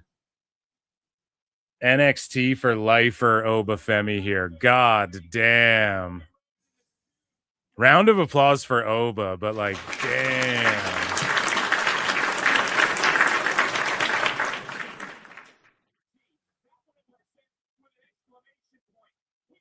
That's wild, man. Guys, there's like 200 watching. There's like 70 on X. The rest are on YouTube. Run those likes. Get them to 100. Appreciate you guys for tuning in. Make sure you like, subscribe, tell a friend, all that good shit. God damn, Oba's the NXT champ again. The Saints get called up before Oba. Anyways, so let's do some more news here. We got to rip through all of this. It's the pressing stuff, right? Not depressing, the pressing, or maybe depressing too, depending if who you ask. But Tony Khan says that no matter what happens, AEW is signed to be airing on TNT, TBS, and HBO Max through 27 for sure. TK notes they have a great relationship with WBD and David Zaslav. Tony puts HBO over as the greatest brand in all of TV. So that's his response to, he said that at the press conference. I'm going to leave that in there as we talk about TV stuff. Brian Danielson says he's struggling with AEW commentary role due to neck issues. Okay. So he's like, I wasn't anticipating being a commentator. I was at home. They asked me to come in because Taz was getting shoulder surgery and he's just struggling to lug luggage around and stuff like that. That's why it's called luggage. So I have a cervical pillow now that I have to travel with me. He's hurting, dude. He's falling apart. And he even admitted, hey, maybe my return to wrestling was a pipe dream. And it's like, bro, no shit. You know, like, this is what WWE tried to prevent. They didn't want this happening to you at this stage in your life. And now it's like you're all fucked up and you're struggling to do commentary even. And you can tell, man, he just sounds asleep when he's on commentary. He burns out so quick, and he's probably just dealing with pain. And so that's lingering in the back of his head, and he's not thinking of, like, quick, witty shit to say. You know? So Tony Khan says that he has an idea of doing an all-women show in AEW ROH, suggesting a Global Wars special with women wrestlers from all over. Definitely an event, an all-women's event with women from all over is something I've thought about. And again, potentially a Global Wars, bringing women from every company all over. I don't know, man. And then the graphic they use, just like Abaddon and shit, Mercedes Martinez, like people who don't even work there. So maybe, I don't think Tony Khan should do like a all women show. He needs to figure out how to book women and luchadors better. And we have a woman complaining about how luchadors were treated in AEW, which is super ironic. So we're going to get into that. But AEW sources say Lena Cross is believed to have signed with the company. So there you go. Zayna Steele's over there as well. Zeta Steele. Luther came out. Here's Santa Luther. Came out with a Christmas gift there. I don't know why, but I think I tried to put this in my Christmas folder for the Christmas show. The PWT Christmas special. Ho, ho, ho. All right, so we're going to put that in there. Behind the scenes PWT here. So moving along here, the AEW Dynamite Diamond Ring is back, and this time around, the winner will get an AEW World Championship match in 2026 at some time. So December 17 is the Battle Royal, December 24 is the final, and then January 14 is a world title shot. And then Drain Bamager says, will MJF be back to defend it? Yeah, you got to believe he'll be back to defend it. That's all I can think of is, MJF coming back. Why else would they just whip this out of nowhere? And I'm okay with this, I guess. But again, just like another tournament, more or less, in AEW. So nothing original can ever happen. Tony Khan says that ROH had interest from TV. I'm just tournamented out. Even the last time is now tournament. I don't know. I'm just tournamented out. Tony Khan says that ROH has had interest from TV companies, but really? But AEW is right now the focus with a $500 million media rights contract. So you buy this company for millions of dollars. How much did Tony Khan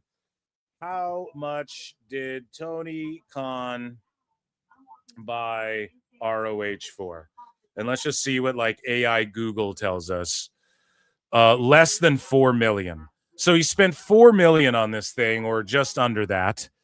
And we got $500 million for fucking AEW. So we're just making that our focus point, even though, well, why don't you hire people and put them in place to run this thing then? Like, why do you have to be hands-on with everything? It's the Vince McMahon shit. It's just this billionaire ego shit. Okay? Like, he needs to fucking stop. Tony Khan needs to stop letting himself become spread so thin, and he needs to stop being overly involved in all this shit. Football, soccer, all that stuff. Give it all up and just do wrestling, or just book Ring of Honor and let competent people run AEW, or just run AEW. And like, I don't want to tell people what to do. Okay. I'm a man of many interests as well, but it's like, God damn, you got to hone in on like what you're good at, and run with it. But TK adds that Honor Club with $10 a month still brings in good revenue. It's like, what? And yeah, because it goes directly in his pocket, and Warner Bros. Nobody owns a piece of that, but he's able to promote Ring of Honor and shit on Warner Brothers and stuff.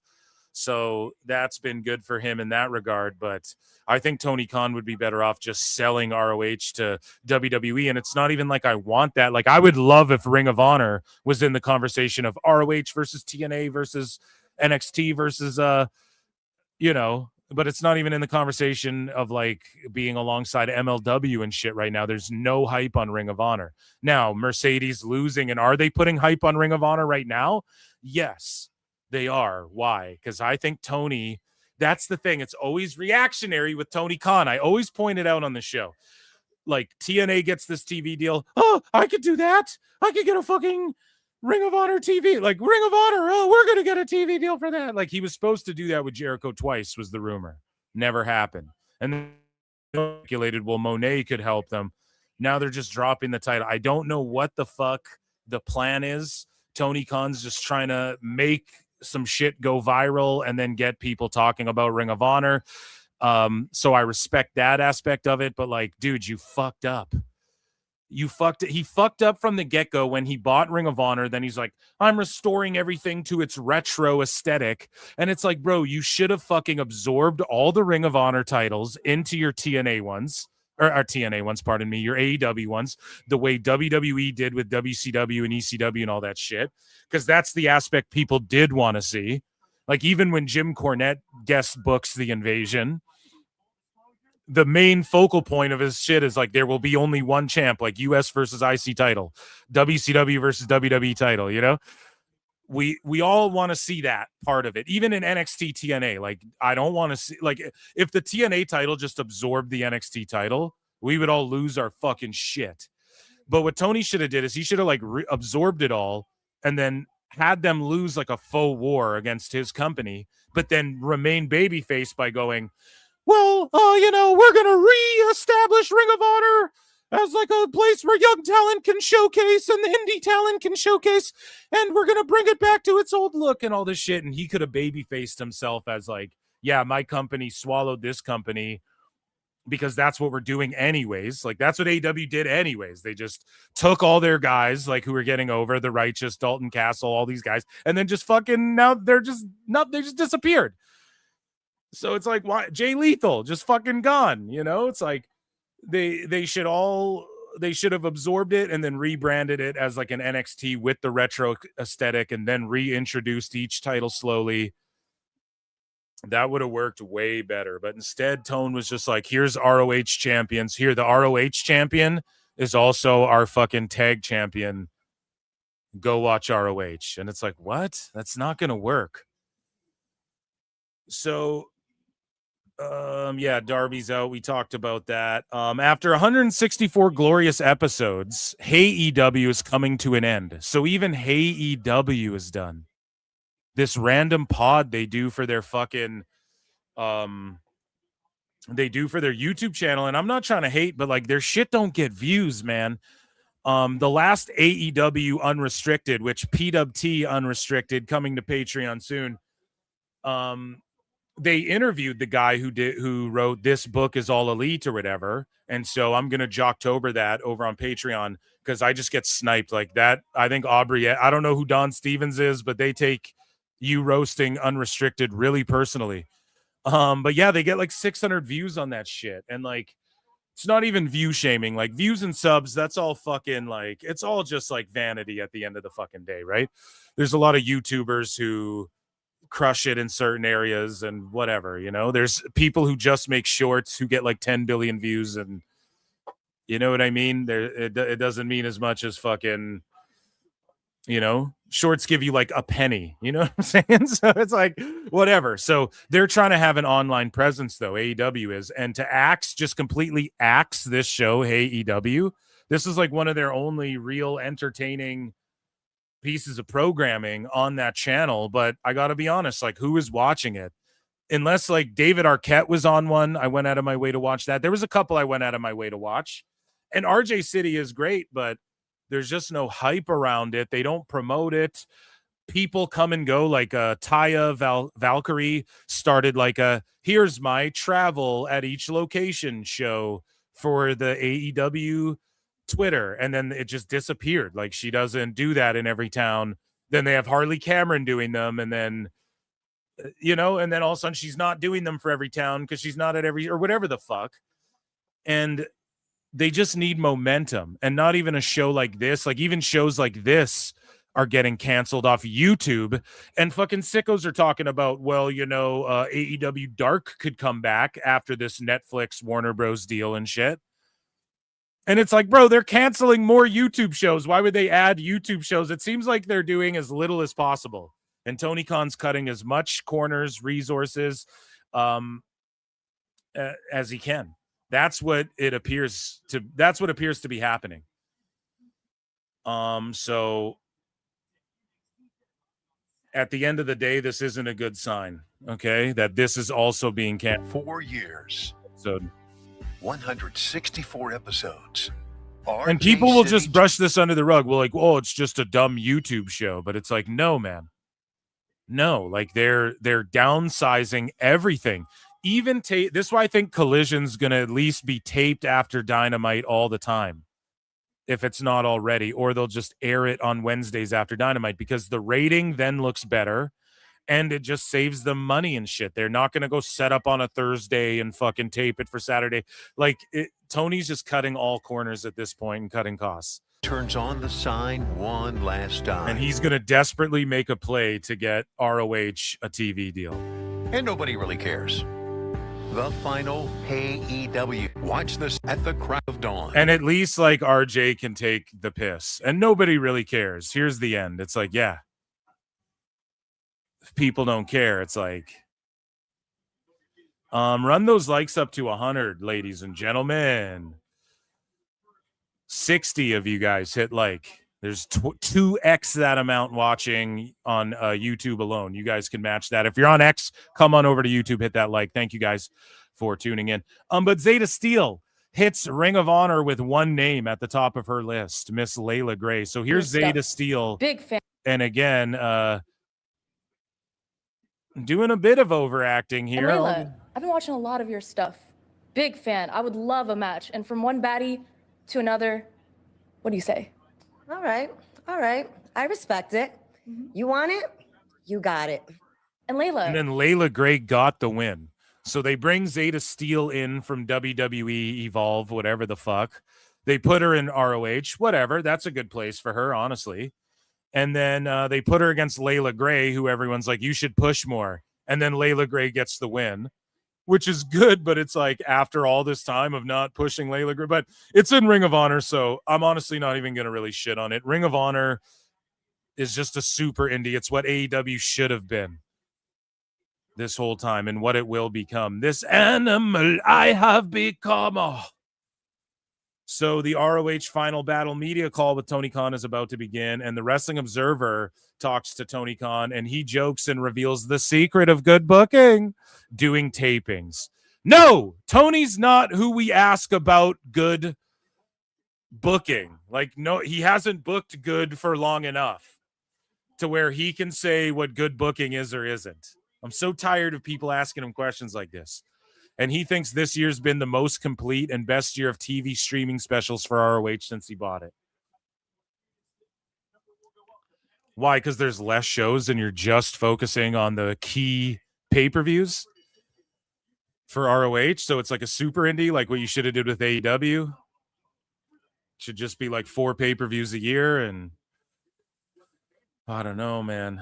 Speaking of ROH, Tony Khan says he's still trying to get Lovin' on Me by Jack Harlow for Blake Christian. He noted that the last time he addressed it, he gotten 1% approval. If he could get the other 99% by tomorrow, he'd love to play it. So Jack Harlow is represented. Just look who represents him, you know, who he works with. Okay. And it's like, no, he's going to keep turning AEW down. So speaking of Final Battle, Khan said he's had opportunities at times to put ROH on TV. Then why didn't you? From great media partners. But AEW is the focus with the $500 million. Then why didn't you put ROH on TV and put a little pile of money on top of your $500 million?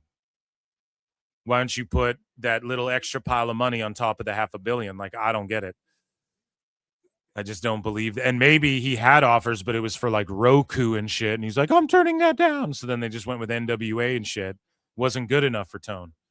He thinks ROH media rights don't have to be equal or greater than that. No shit. But any ROH deal has to be something that makes sense in the perfect situation with a media partner. He says there has been interest. All right, we'll take him at his word. He doesn't even know the numbers that his own show does, but I guess we'll take him at his word. Tony Khan confirmed Supercard of Honor, Death Before Dishonor, and Final Battle 2026. So again, just the main PLEs, right? Like 3 pay-per-views for Ring of Honor a year, 1 every 4 months. Just treat it like a super indie. I mean, he's got the right idea for ROH. Hopefully this executes. Like, I'm pulling for ROH, but hopefully this fucking plays out. Like, hopefully Tony can manage it. I just don't think he can. I think he needs to put other people in charge of the shit. Otherwise, it's not going to play out. So, yeah, Danielson, we talked about that earlier. He was delusional to hope he'd get back in the ring. It appears that AEW Full Gear pay-per-view did in the range of 140,000 pay-per-view buys. This is according to Dave Seltzer, man. Tell us what you know, you goddamn liar! Like, he's lying, dude. He's 100% lying. Like, 100%, man. There's no way. The Google Trends and everything would indicate that there's no possible way that it did this. 140,000. That's such wishful thinking. I just don't believe it. And it's 100%. I would minus 30% off of that automatically. And it's 100% not true if Dave Meltzer's saying it. And that's all I'll say about that. So, Full Gear appears at a... No. That's false. We'll unbookmark that. Chris Statlander's taking on Dakota Kai March 8th at the O2 Indigo. So there you go at Wrestle Queendom. You get AEW champ Chris Statlander taking on Dakota Kai for the Eve International Championship. And just versus Charlie. Her name's just Charlie. So no Dakota Kai, just Charlie. And good. It's awesome. She'll be back. Hopefully she does well. And I'm surprised Dakota Kai hasn't shown up anywhere yet, but she's doing her Twitch thing. Like, she's having success in other areas. So she'll show up somewhere, and she would be a great addition to TNA or AEW. I mean, I guess, right? They're booking women more in AEW. So I don't know. They'd end up just sticking her in fucking ROH with Layla Gray and Zeta Steele here, I'm sure. So we have some,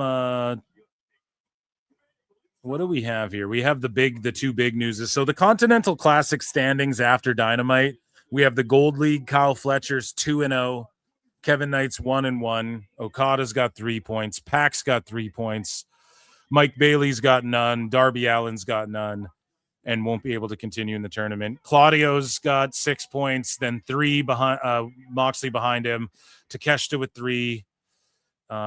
Strong has no points. Cassidy and Dorada all have no points. And Mascara Dorada like hurt himself at the CMLL show. So he got like power bombed on the back of his head and he was fucking hurt or whatever. And then you have someone else got banged up at CMLL as well. So unfortunate, and people are getting banged up and hurt.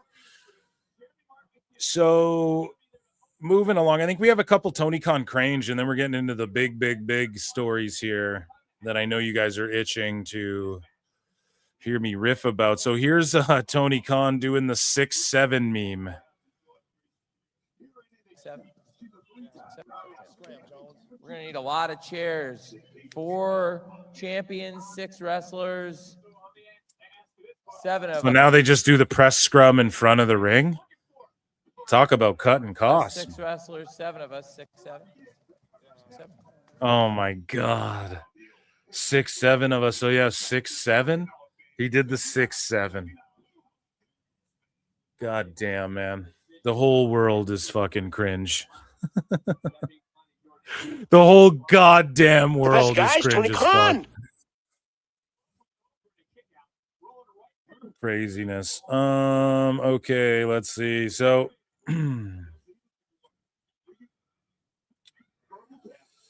okay, we got 2 big ass stories to get to here. I'm gonna fucking hydrate. And yes, we are watching Deadline, folks. So the women's Deadline match is on. We have Thursday in the ring, repping with the Evolve title. We have Kalani Jordan and Jordan Grace throwing down in this thing as well thus far.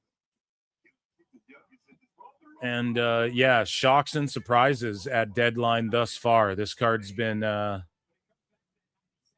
good. And these Deadline matches, again, I don't need fucking 2 of them, but the last year, I'm pretty sure both of them cooked, even though like the women's and men's were both on the same card. Like they went really hard. And so this match type like won me over when it first was introduced. Same with like the whole speed concept. Like I didn't really like it at all. And it disappeared. So maybe more people were with me than weren't with me on that. But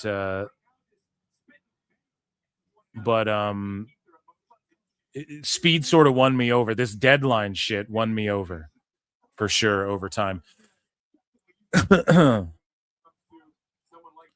And yeah, they're doing their thing here. Jordan's hitting this fucking backslide slam into the turnbuckle here. So let's get into these big stories, man. I told you we have so goddamn much to get to.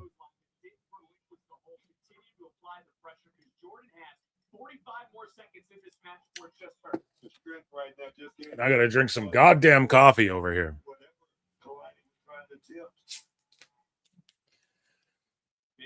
Yeah, guys, like, what are they doing? This whole, like, duck the backhand, duck the kick, duck the whatever, duck the kick. It's like, come on, man.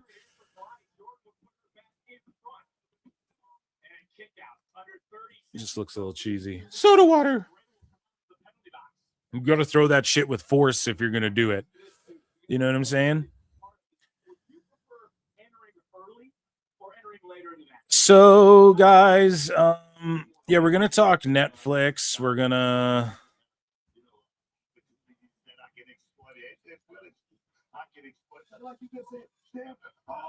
We're going to talk all that good shit.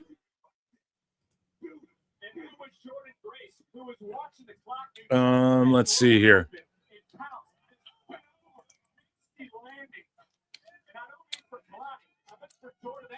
Hey, peoples, what's up, Lucy? Phil is such a speed stan. Are you not watching Deadline? No, I am, dude, but it's just such a jam-packed show. Like, so much happened over the last, like, 3 days or whatever that we got to talk about all this shit. So, the big news here. Netflix seemingly acquired Warner Brothers, and it's fucking absolutely insane. Here, sorry, let's get into this in a second. I just saw a super chat float in before. I don't want to like leave you waiting, so I'm about to fucking talk. Get your super chats in, folks. Like, subscribe, patreon.com/Pro Wrestle Times. Rabid Wolverine LC Killer 17 for 2 says, hi, Phil. What is your Spotify wrap for 2025? Bro, I have not been using Spotify.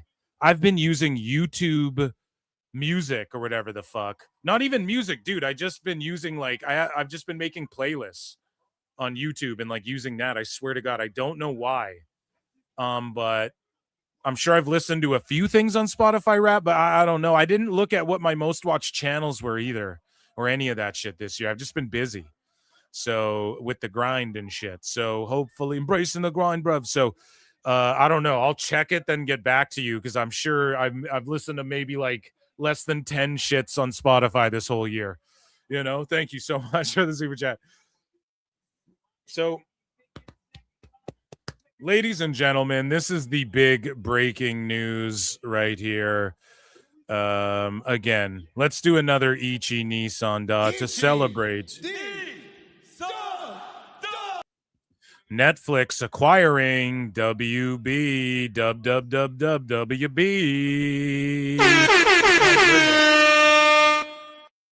So, allegedly, apparently, Netflix has officially announced they're acquiring Warner Bros. For $82.7 billion. Now, some people are like, oh, come on now, Phil, that's not very fair. We all got the email and all of that. I'm just throwing it out there because this came out via at CG Asperino, and this is via Culture Crave here. A Trump admin regulator says Warner Bros. Is far more likely to collect its $5.8 billion breakup fee than getting this Netflix deal through the regulatory process.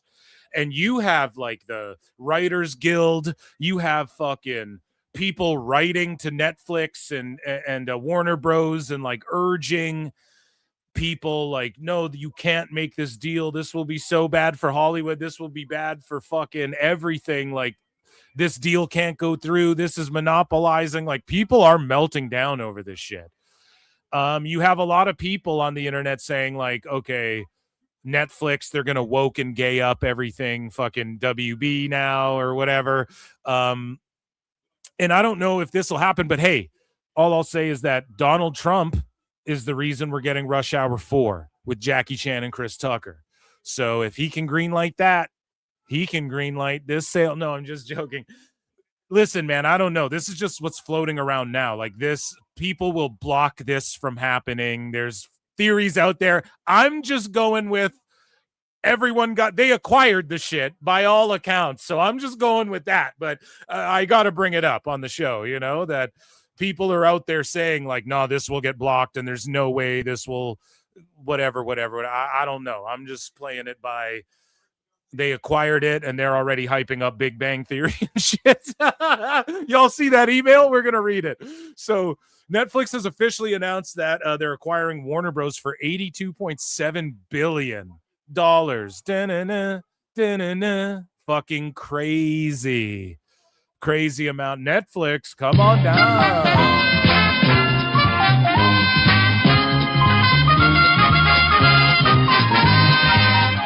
So they claim they will continue to release films in theaters. I believe them. Now, as somebody who I have friends who write shit. Like, I have friends who've worked on some shit that people have seen, man. I don't want to see jobs or anything go away, but at the same time, people don't go to the fucking theaters like they used to. So do you really need... do we need more movies in theaters just to bomb and shit? I don't know. Like, that's a conversation to be had as well. I love the cinema, dude. Or as Lincoln Hawk would say, the theater.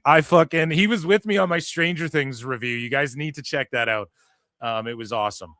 But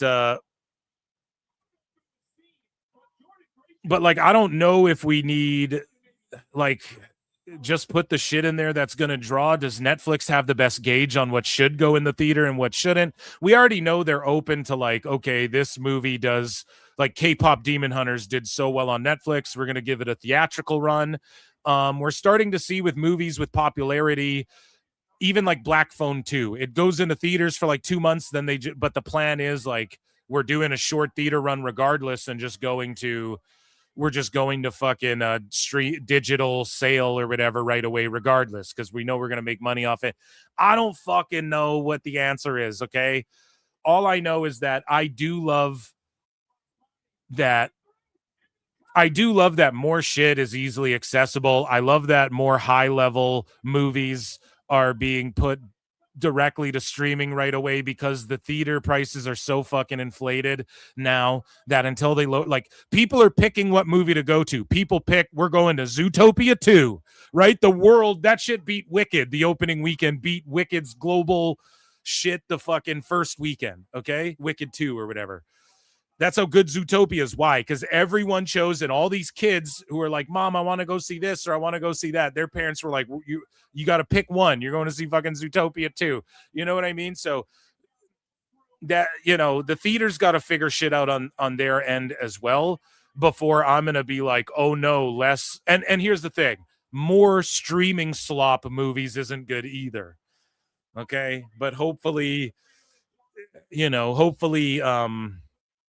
the DCU stays intact, and I want to go watch Superman in theaters. So hopefully that doesn't change and shit. But the deal won't close until Q3 26 after WBD splits its networks into separate companies. HBO Max will be kept around, and WB HBO content will start being added to Netflix.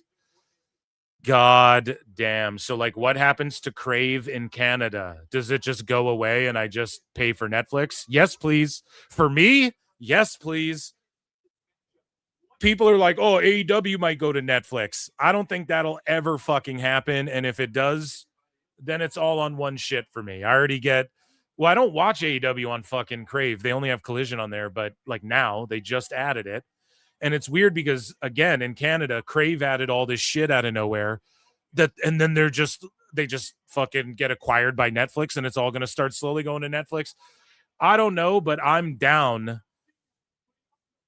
with Batman and shit all going in net. I'm cool with everything being in one spot. As a consumer. as like someone who, hey, maybe one day I want to write a thing or fucking produce a thing or direct a thing. Yeah, this gets a little scary. This gets a little scary. But again, it's like when Disney bought Fox and all this shit, right?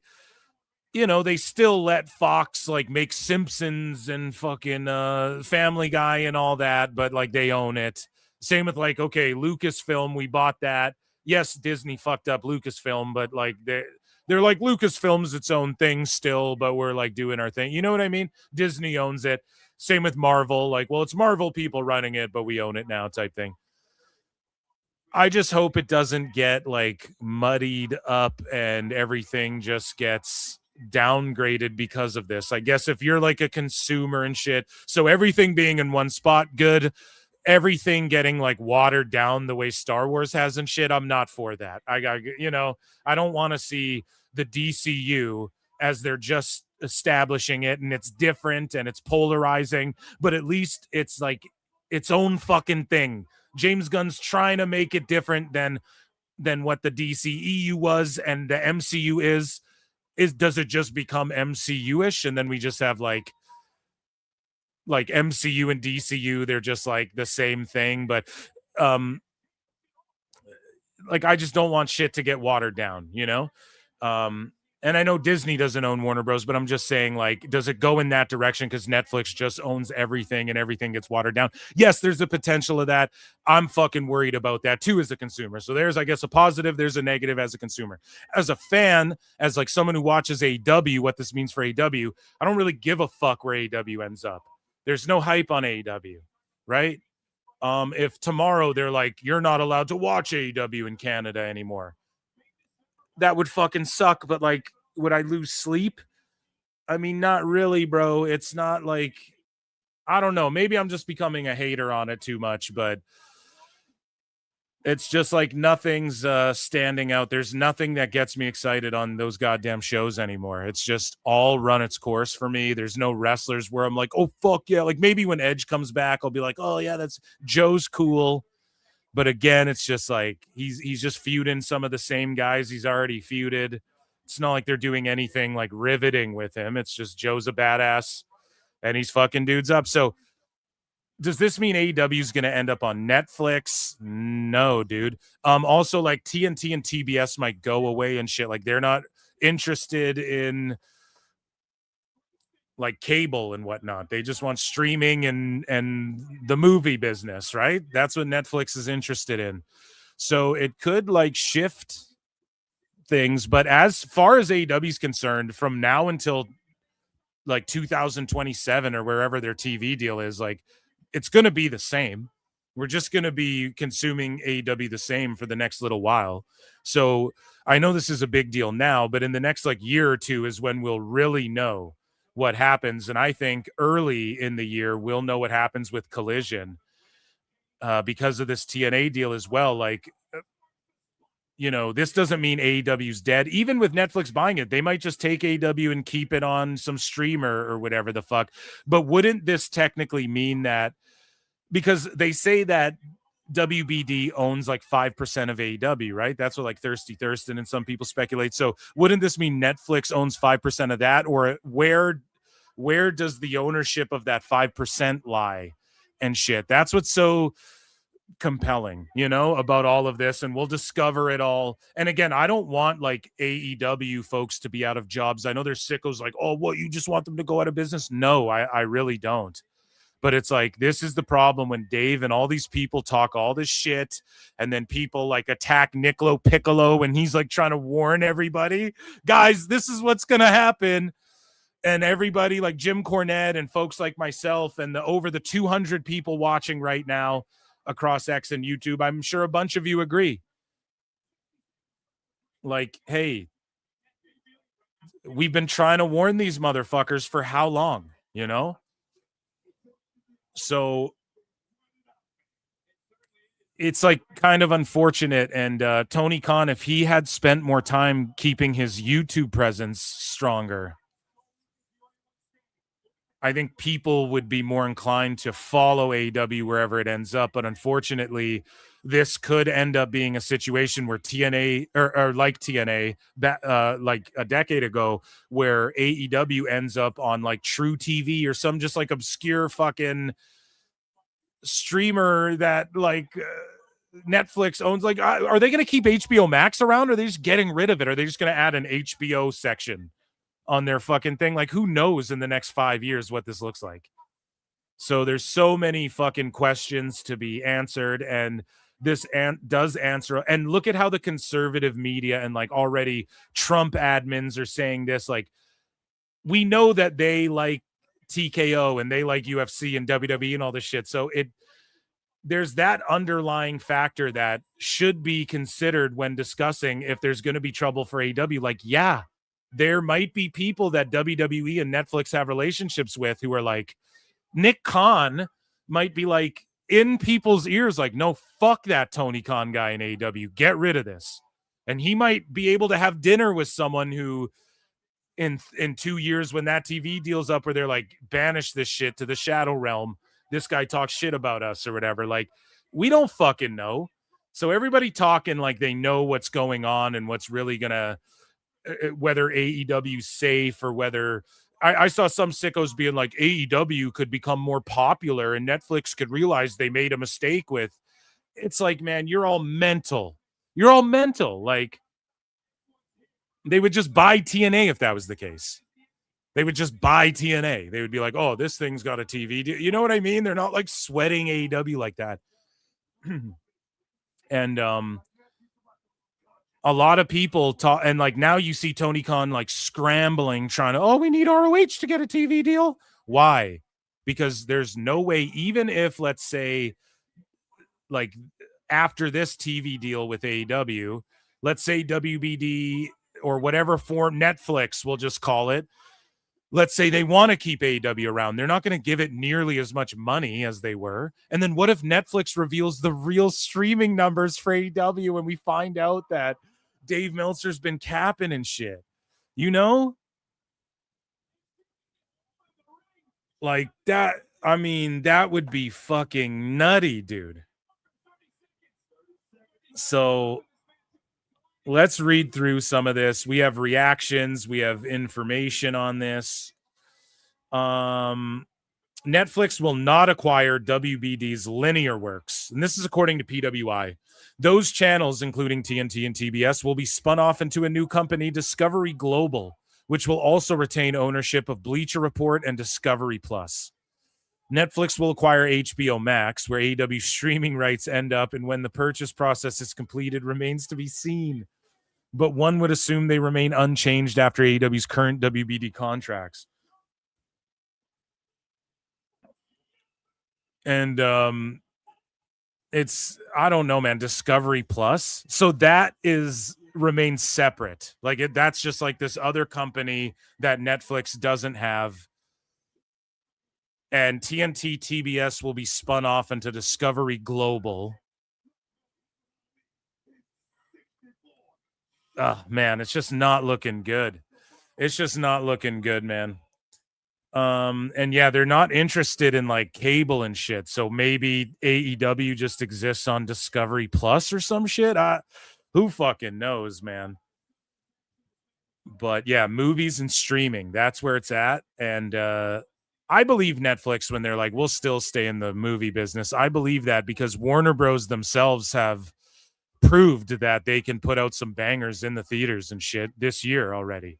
But just because you can do that, just because you can get 5-star and 10 fucking star ratings on Cage Match and Meltzer's magazine, shit rag, doesn't mean that, you know what I mean? It doesn't mean that everything's okay, dude. And I wonder if Netflix can then turn around and go, well, we're going to release Batgirl now just because. I don't think they would do that, but can they do that? Can they turn around and be like, well, we know that WBD wrote this off as like a tax to like save their asses or whatever before, but that was years before we acquired this shit. We own the rights to this thing that never got released. We're going to release it now. Could that happen? There's just so much shit I want to know. And I can't wait to see it play out, especially the AEW stuff. All I hope is that we get the true AEW streaming numbers through all of this some way, somehow. Some way, somehow. Gonna make it out right, but not right now. That's all I hope that happens. So Netflix won the bidding war to purchase Warner Bros. Discovery. They're entering exclusive deal talks with Netflix, offering $30 a share and a $5 billion breakup fee. The sale's not yet finalized. And this is what I mean. It's not finalized quite yet. Exclusive. A group of major industry players has sent an urgent open letter to Congress warning of an economic and institutional meltdown in Hollywood if Netflix succeeds in acquiring Warner Bros. Discovery. The letter was sent via email to members of Congress from both parties on Thursday from an anonymous collective identifying themselves only as concerned feature film producers. And yeah, man, this means like Netflix could, this means like job consolidation in a way, right? Like they can pick and choose who they want to direct, and Netflix puts out some bullshit, you know? So these big things like Batman and shit, they're gonna ultimately at the end of the day have the say, and people look at like, this could mean the end of some jobs. It could mean some new jobs open up in Netflix, you know? But as far as like James Gunn, what happens to him? Are they like, oh, no, man, Superman bombed too hard for us? I don't think that'll happen, but what happens to fucking Lanterns is coming out soon, dude. I'm looking forward to that show. It's like, what happens there? It's so interesting. And yeah, there's a lot of people in Hollywood right now like, shit, you know, this could fuck things up, but it's on the artist side. On the business side, people are high-fiving, fucking wagging their dicks.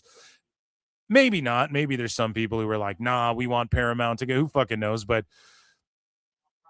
on the artist side, it's like they're melting down, and maybe there's a strike again. Maybe there's people who but then you don't want to not be considered by Netflix by being like, I'm striking on behalf of Warner Brothers. Like this has happened in Hollywood since day one. You know, everything's been merging. And people are like worried about a monopoly, but the problem is that you have like 3 monopolies going, like, you know, 3 fucking major companies own like everything. Thank God you're starting to see more like independent production studios. Like you're starting to see actors who made millions and shit teaming up with, you know, investors who made millions and shit. They start their own production company, and that's always been a thing. But we're starting to see more of those studios like have movies that are hits and shit. So thank God for that as well. And then we have AI swooping in, you know, so like people are fucking sweating in Hollywood there, bud. Good thing everybody can work remote these days, you know what I mean? So Paramount has accused Warner Bros. Of an unfair bidding process, okay, to buy the studio. They add that WB's management is appearing to favor Netflix's offer. Yeah, no shit. That's called negotiation, bud.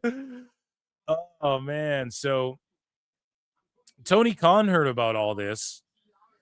And yeah, he says that no matter what happens, AEW is signed to be airing on TNT, TBS, and HBO Max through 2027 for sure. He notes they have a great relationship with WBD and David Zaslav. Tony puts HBO over as the greatest brand in all of TV. And then what if that's on Netflix and they say, we don't want you here because we're with WWE?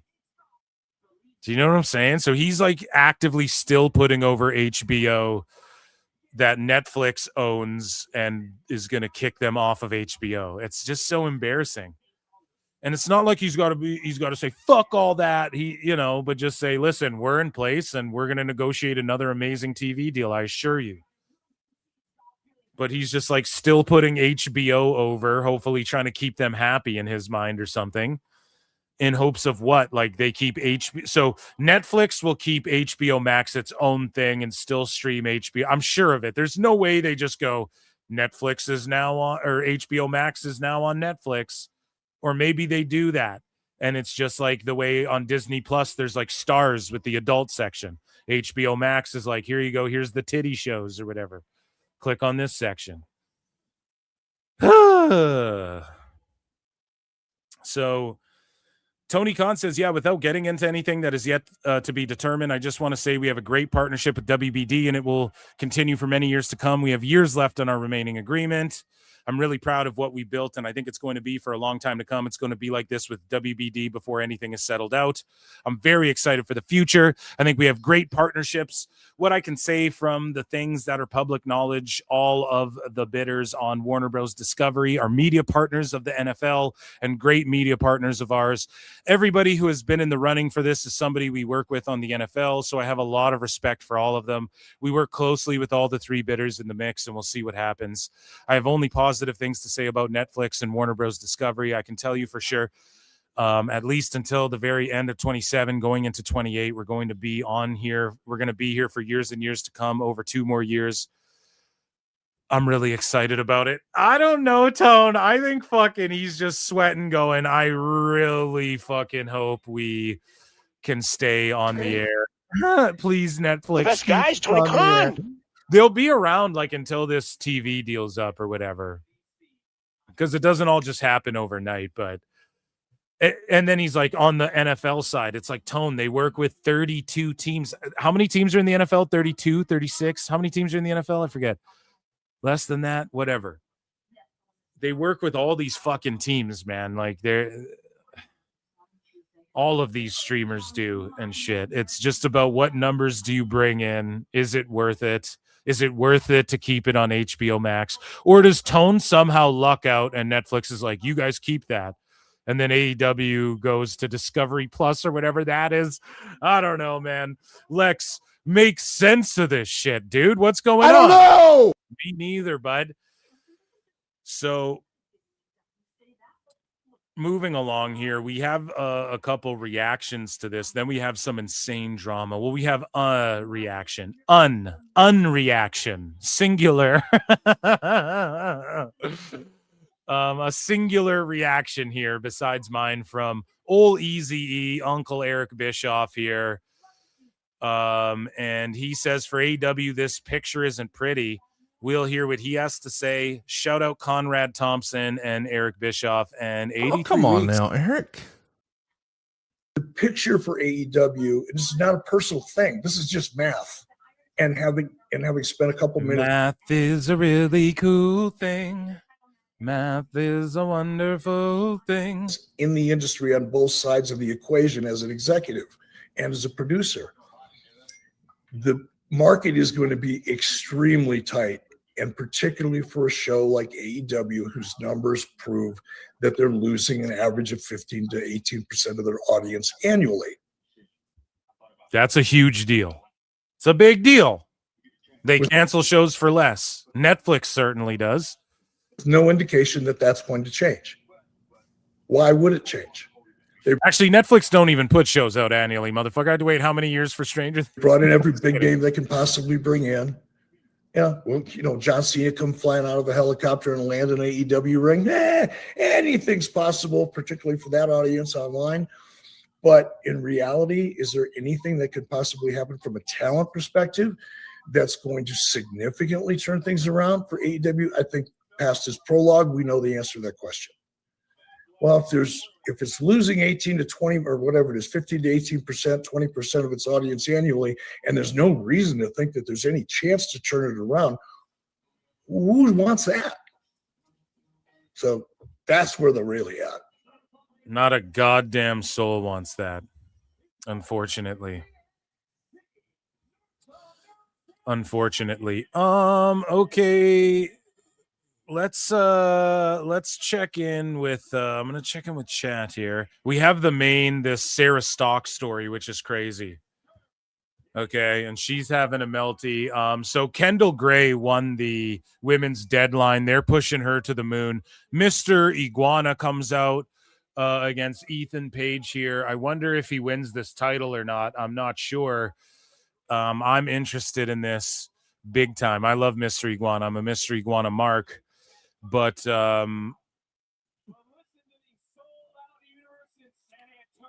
yeah, I'm surprised Kendall Gray won it.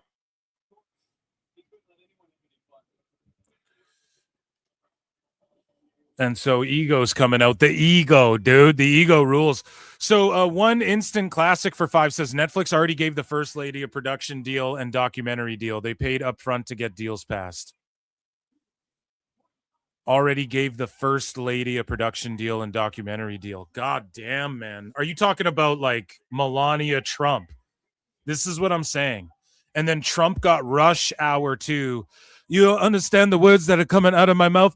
Man, ain't nobody understand the words that are coming out of your mouth. I fucking love Rush Hour, dude. I'm not gonna lie. I don't care how cheesy, even like Rush Hour 3, dude.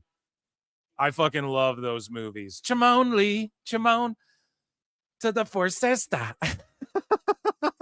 Listen, one instant classic. Thank you so goddamn much for the super chat. Thank you, everybody who supports the goddamn show.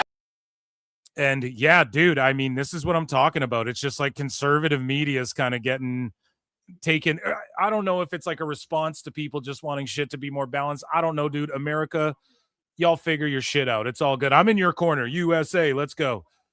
You guys protect Canada, you know? We'd be speaking fucking Russian if it wasn't for you guys. So go USA, you know? So I'm here. I'm down with it, right? Even though the greatest North American champion is Ethan Page, and that is a Maple Leaf on your title. But at the end of the day, man, it is what it is. And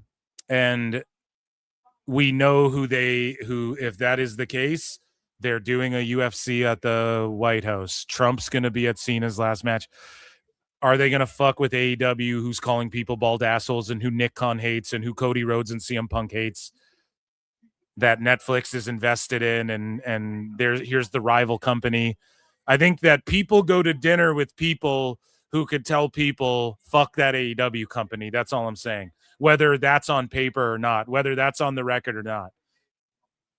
You guys pick up what your boy Phil is putting down. Okay? So, Mystery Iguana's playing dead right now. I don't know if we got to just be locked in for Mystery Iguana and then get into this Sarah Stock news here in a half a sicko segment. Guys, I might just pull up this week and do a run-in. So stay tuned for that, where it's just like a long-ass sicko segment. We haven't done one in like 2 or 3 weeks, and it's just piling up. It's going to be a 2-hour show of just sickos because there's been so much going on. So, and then the Sarah Stock situation, it's AEW news, but it is like sicko segment, you know? So I'm like, well, that's going to be on Saturday. So I'm going to do a run-in show, I think, one of these, or maybe we just do a PWT podcast that's like pre-recorded. But listen to how over Mystery Iguana is. So guys, so far, have you been enjoying Deadline? We'll grade it at the end. I have a poll in the chat. Do you guys think Sarah Stock is just being crazy? Do you think it's the best guy? Do you think that this is just reoccurring shit in AEW? Let me know. We're about to break that all down. And we got it all here, folks. And so Obafemi winning the title, I actually like that. I'm not going to lie. Obafemi's just like the Gunther of NXT. Okay, fuck it. I'm done being like, we need to call people up. NXT's about to be like competing with SmackDown. If we're to believe AEW closed the gap on SmackDown, then I'm going to start saying NXT's about to be competing with SmackDown. Like, how much, like, how are people doing this Meltzer math where they say that was amazing too. That was an amazing spot. So Mr. Iguana dropped La Yesca, and it's like, oh, he botched, but no, Paige grabbed him and hit the DDT. I love that. Just capitalizing on that little moment, whether they called that on the fly or that was a spot. Brilliant shit. Good shit, pal. But anyways, though, this Deadline, I like that they put the title on Oba so far. Ricky, I think, could get called up. But I'm done like worrying about it. I just don't give a fuck, man. It's a good wrestling show. NXT is awesome. Just let them have. I don't care if Joe Hendry's 37. Fuck it. Do I want to see him wrestle John Cena and LA Knight and shit? Sure. Am I gonna fucking cry like a baby if he doesn't? No. There's so many top guys. There's so many good wrestlers and top guys everywhere. God damn it, you fickle marks. So I like that. The women's deadline, I like that they're pushing Thursday, and she got the win out of nowhere. Clearly, they see big things in her, and winning a deadline match the way it's formatted, and this is why it's won me over. Like when Sol Ruka ran in and just started pinning bitches, that's what's awesome. Like, it doesn't hurt them that she just went and pinned two people real quick after they've just been duking it out, and she's fresh and just came in the match, starts hitting soul snatchers on people off stairs on the outside and shit. You know what I mean? That's where that match works. And then a Kendall Gray can get a push, but it doesn't diminish anyone else. And then it gets her in the conversation, and you can showcase her work while still keeping people strong like Jordan Grace and shit, you know? Deadline's a great match, a great concept that I was the biggest hater on when it was first the thing. I don't know if I was potting. Like, how old is the deadline? Like 5 years now or what? Whatever. It doesn't matter. So this match I was looking forward to. Tatum Paxley just does great work, and we're going to see just slapping him in the back of the head. And we're going to see how everything plays out with the men's deadline match as well. So we'll keep eyes on this. We got to talk about this pressing AEW drama, though. Tony Khan being exposed. And we're going to get into this. I'm just real locked in for Mr. Iguana. So we're going to we're going to do that, and then we're going to break this all down. Absolutely. Spit that knowledge, Phil. Legacy Media's public enemy number one. Public enemy number one. They are the biggest reason for the division in the company, in this country. Yeah, dude. Absolutely, man. It's in America, like from an outsider looking in. Yeah, dude. It's very polarizing, and it's very fucking divisive, and it's very stagey and for show, and it's very like outrageous. Like, it's just outrageous, and it's just. And I mean, in Canada, bro, our news and shit is all owned by the government and stuff, you know? But like, I don't know, like our politicians will go in parliament and just call each other out and talk shit face to face. Like your politicians are like ducking debates and shit, you know? It's like, he won't debate me. He knows.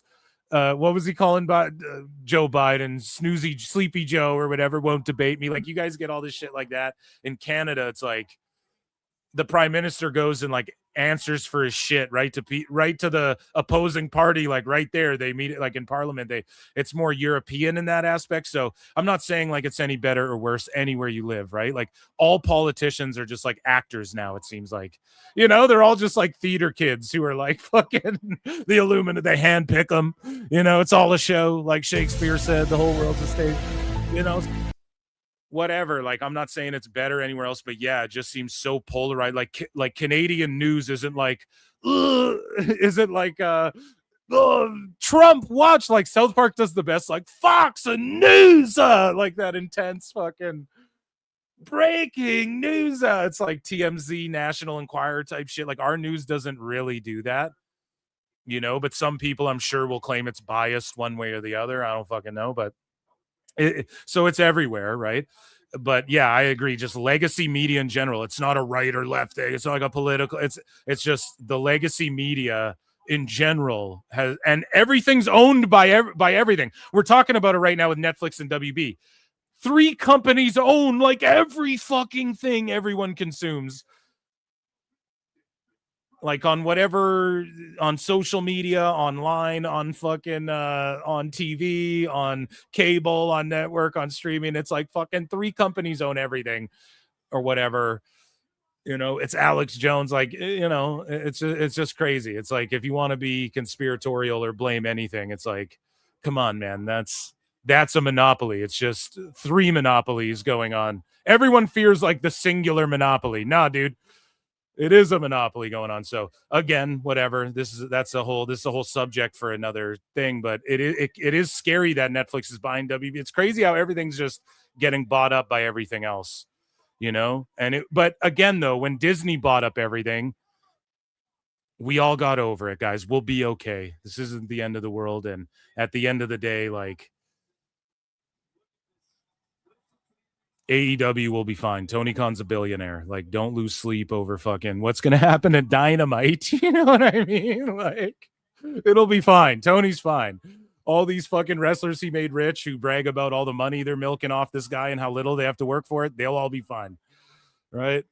So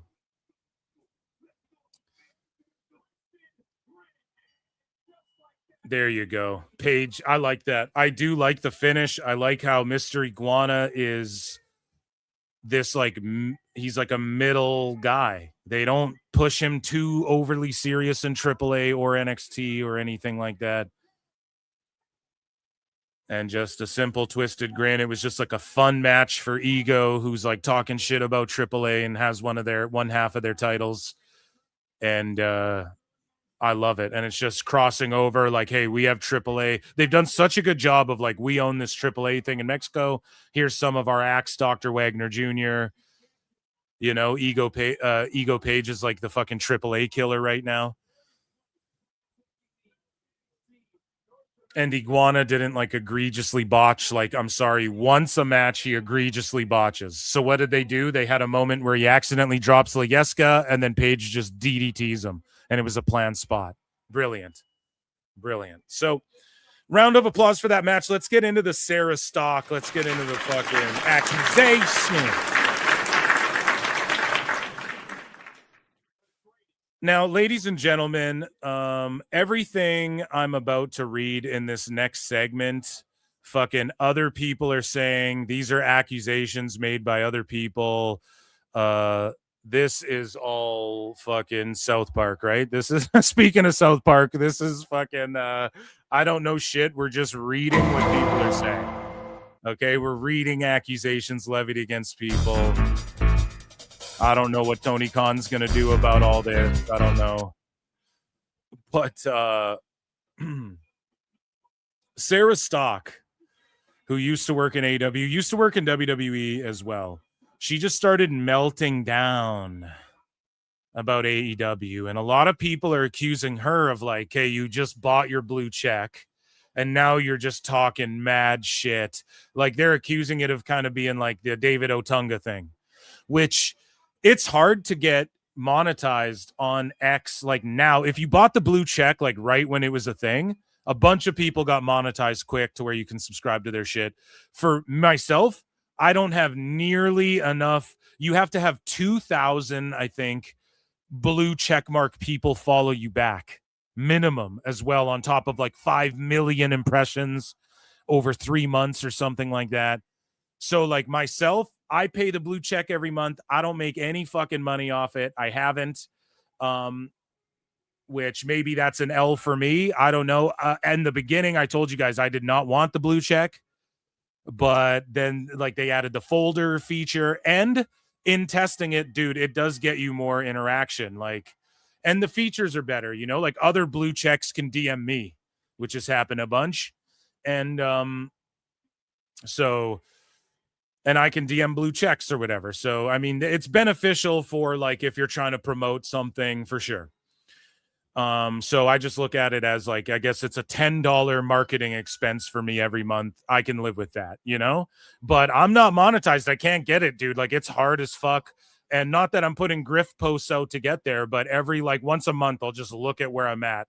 And like, sometimes I'll have the right amount of impressions, but at no point will I ever feel like I'll ever get the 2,000 fucking, I only have 3,000 followers. So I'm going to get 2,000 blue check followers. Like that's fucking never going to happen. So it is what it is. But Sarah Stock, though, gets her blue check after a bunch of her tweets blown up about her criticizing and calling out AEW and shit. And so now people are accusing her of like grifting right now. That's why she's having this melty, is to try and get those impressions, try and get those followers up. Who knows? Maybe Sarah Stock has 2,000 blue check followers because she was in the wrestling biz.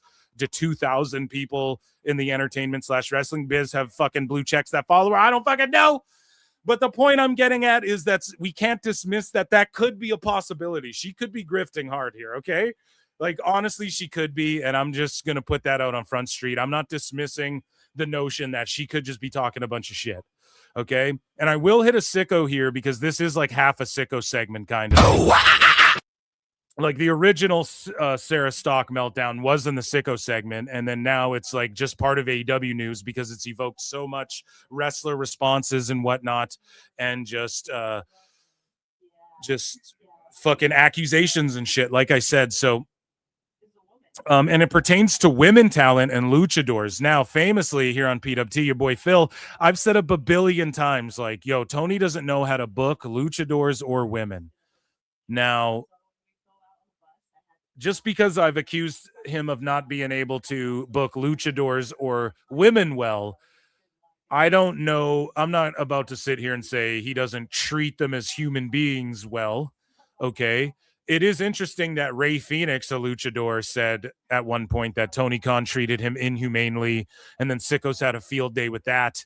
But Sarah Stock is using the same vernacular. She's like, they treat women and luchas inhumanely there. And she starts accusing Amanda Huber of shit and being very nasty towards her. So even though that beef is done, like Amanda Huber's like, yo, I'm done with this beef and let it go. Let it go. Let it go. Which is like, I think the right thing to do. When someone starts like sicko spurging on you, you just like, you just don't address it. You just fucking just block and move on, dude, or whatever the fuck. Just mute that convo and move it. Like, why carry it out? It's just like a bitch fit in public that doesn't need to be public, So either way, I don't even know where to start with this because it's all over the goddamn place. But let's start with the Amanda Huber stuff. Okay, so Tiffany Neves posted, you couldn't get to the bag with this shirt, right?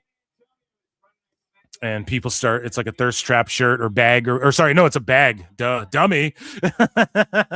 So Sarah Stock goes fire. No wonder hysterical Huber tried to keep this 10 far away from her man. And it's like, whoa, buddy, that's a crazy thing. You're like evoking Brody Lee and shit in this now. Like, what the fuck? What are you insinuating here? Tiffany, if you ever felt strangely unwelcomed at AEW, it's not you, I promise. TK and everyone else should ignore the notes. Support Tiffany Neves. She's a pro. So just like dragging Tiffany Neves into this somehow and spreading a fucking rumor that she was unwelcomed and tried to hit on Brody Lee. Like, what are you saying? What does that even really mean? So it's like, okay. And more about this. So, because people bring up like HR department and shit. And so, Amanda isn't a part of the women's division. She's an office employee. So taking more shots at Amanda Huber. So, this guy's like, what happened here? Seems like a big problem. And then she goes, you could call it the tip of the iceberg. Amanda isn't part of the women's division. She's an office employee, which is fine. And it's like, yeah, obviously she's not in the women's division. It's just a funny thing to like pwn someone and correct them on like a sicko. But at the same time, it's like, she's carrying this thing on. She's obviously mad at Amanda Huber, but basically the tip of the iceberg, implying that there's an iceberg of women who've been buried because they're hot or some shit in AEW. So that's sort of what comes to light here. And so Top Tier Tiara says the score will never be even and posts this picture here. And everyone's like, she's stunning and shit. She's so gorgeous. And then Sarah Stock says, oof, another one falls victim to the hands of hysterical Huber. Tiara, if you've ever, because this is the AEW photo shoot background, is it not? Like, I'm pretty sure that's where you get your picture taken in front of that type of screen in AEW. If you've ever felt sidelined at AEW, it's not you, I promise. Anytime I worked with Tiara, she delivered happily and skillfully. Support her. Are we seeing a pattern? So she's trying to point out, like, if you're a hot girl and you're in AEW, you get fucking buried by Amanda Huber? Like, what? Is that what you're saying? Like, doesn't she run AEW Heels or whatever the fuck? Or isn't she a part of that? Like, why would she be worried? So then what about all the hotties that are on AEW that get through regardless of that? What about like Sky Blue and Anna Jay and fucking all these girls? Like, Yumina Shirakawa and Tony Storm, like, name them. They're all fucking lookers. What about all of them as well? You know, like, I just think this is unfounded a little bit. I'm not going to lie here. Just like accusing, like placing Amanda Huber on, like, is she in control of the women's? I'm not willing to dismiss the notion that people get in Tony Khan's ear. So is it a thing where Huber maybe doesn't like these girls' personalities? Why would it be based on looks? You know what I mean? I just don't think that's it, but maybe she doesn't like them, and then she's in Tony's ear, and like, I'd be willing to entertain a conspiracy like that. But as far as like, oh, do you notice hot women get buried? It's like, what do you mean? Their whole roster's full of baddies, dude. I don't even in Ring of Honor, dude. All these wrestler chicks are bad these days, man. I don't know what the fuck. It's like, I don't know about that. I would place it more, if there is any smoke to that fire, maybe it's just like they rub her the wrong way or something. And then Sarah Stock starts going off about HR complaints and starts defending the women and whatnot. So basically what happens is Sarah Stock goes, oops, forgot to tag them. It's the real Manzo. Or she goes, I'm calling out corruption. Hi, Karen, Fibber, Bibber, and Chris Nada Manzione. Sleep tight. Okay, and that's in response to the iceberg. And she says, oops, forgot to tag them. It's the real Manzio. No, Grok, go away. And I can't find Karen's handle. Probably disappeared publicly out of embarrassment for her grand flop of a greatest accomplishment in AEW, renaming human resources to people and culture. You go, girl, earn that paycheck. People and culture.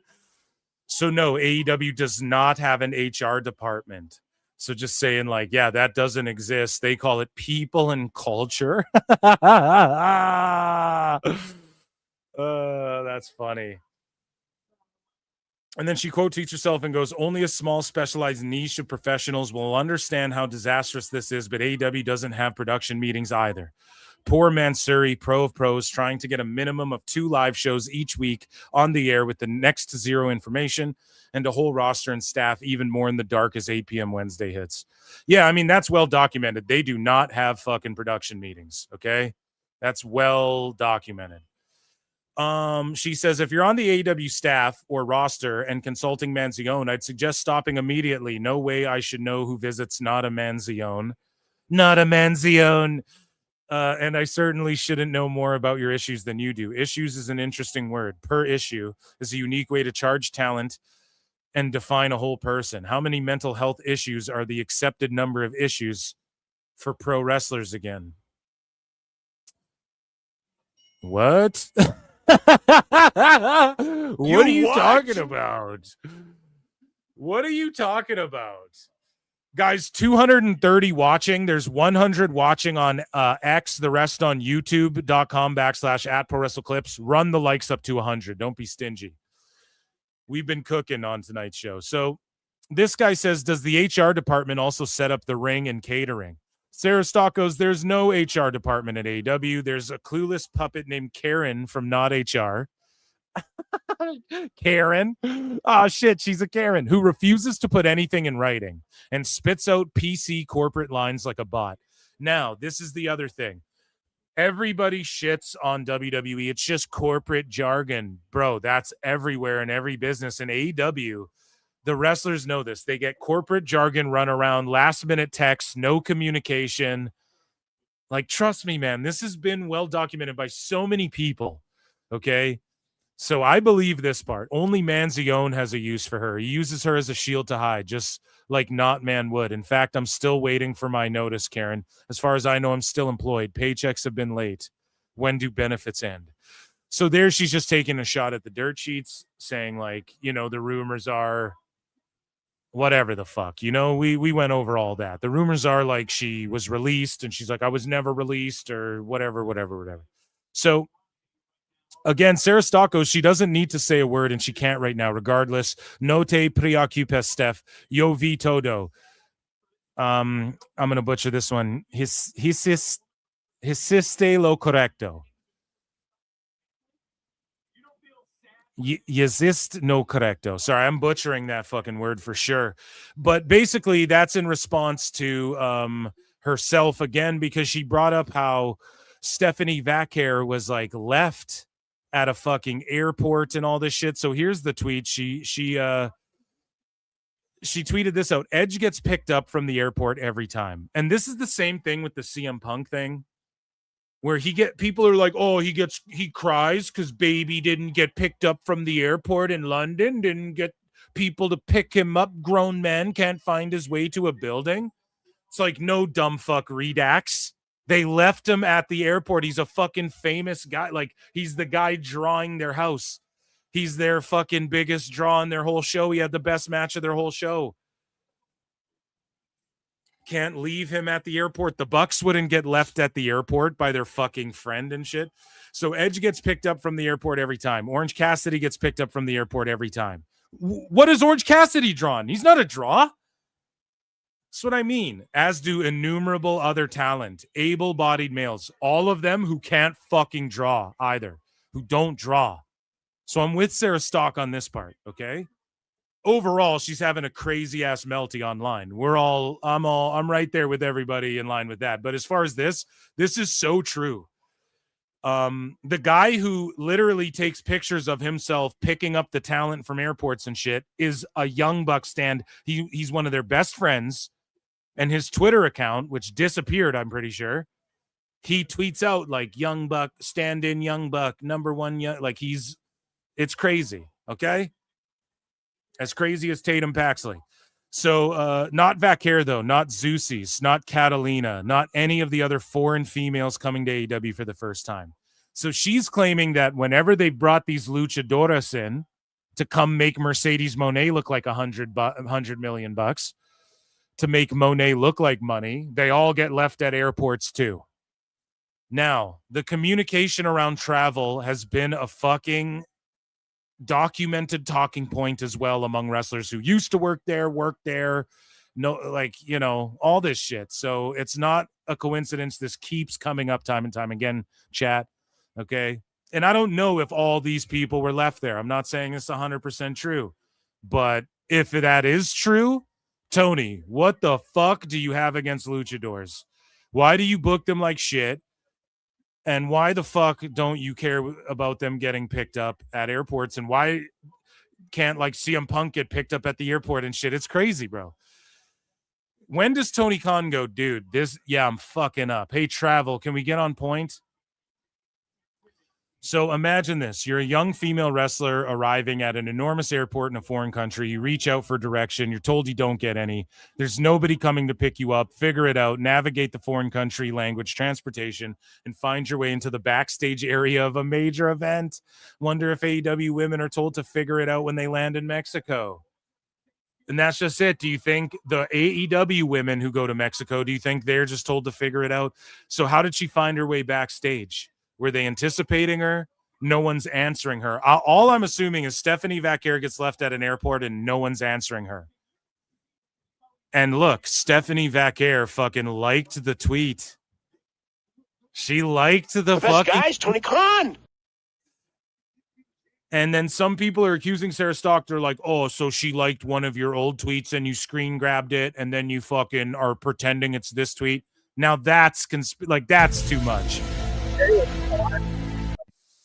Wrestlers, now that likes aren't visible, I know from my own account, wrestlers like fucking tweets you wouldn't expect, okay? And not everyone's going to show every tweet that every fucking wrestler likes, okay? Let's just be honest about that. And she liked this tweet, man. I'll give her the benefit of the doubt of that. This lady's having a Melty posting screen grabs and shit. Why wouldn't this have been the tweet she liked? You know? Wrestlers in WWE have liked tweets criticizing WWE or AEW in both a bunch of times already. So why would this be any different? I'll give her the benefit of the doubt that she liked one of these fucking tweets. Probably this one about all the ladies here. And I guarantee you when Megan Bain goes to Mexico, they're not like, find your way to the fucking thing. Or maybe they do with her. I don't know.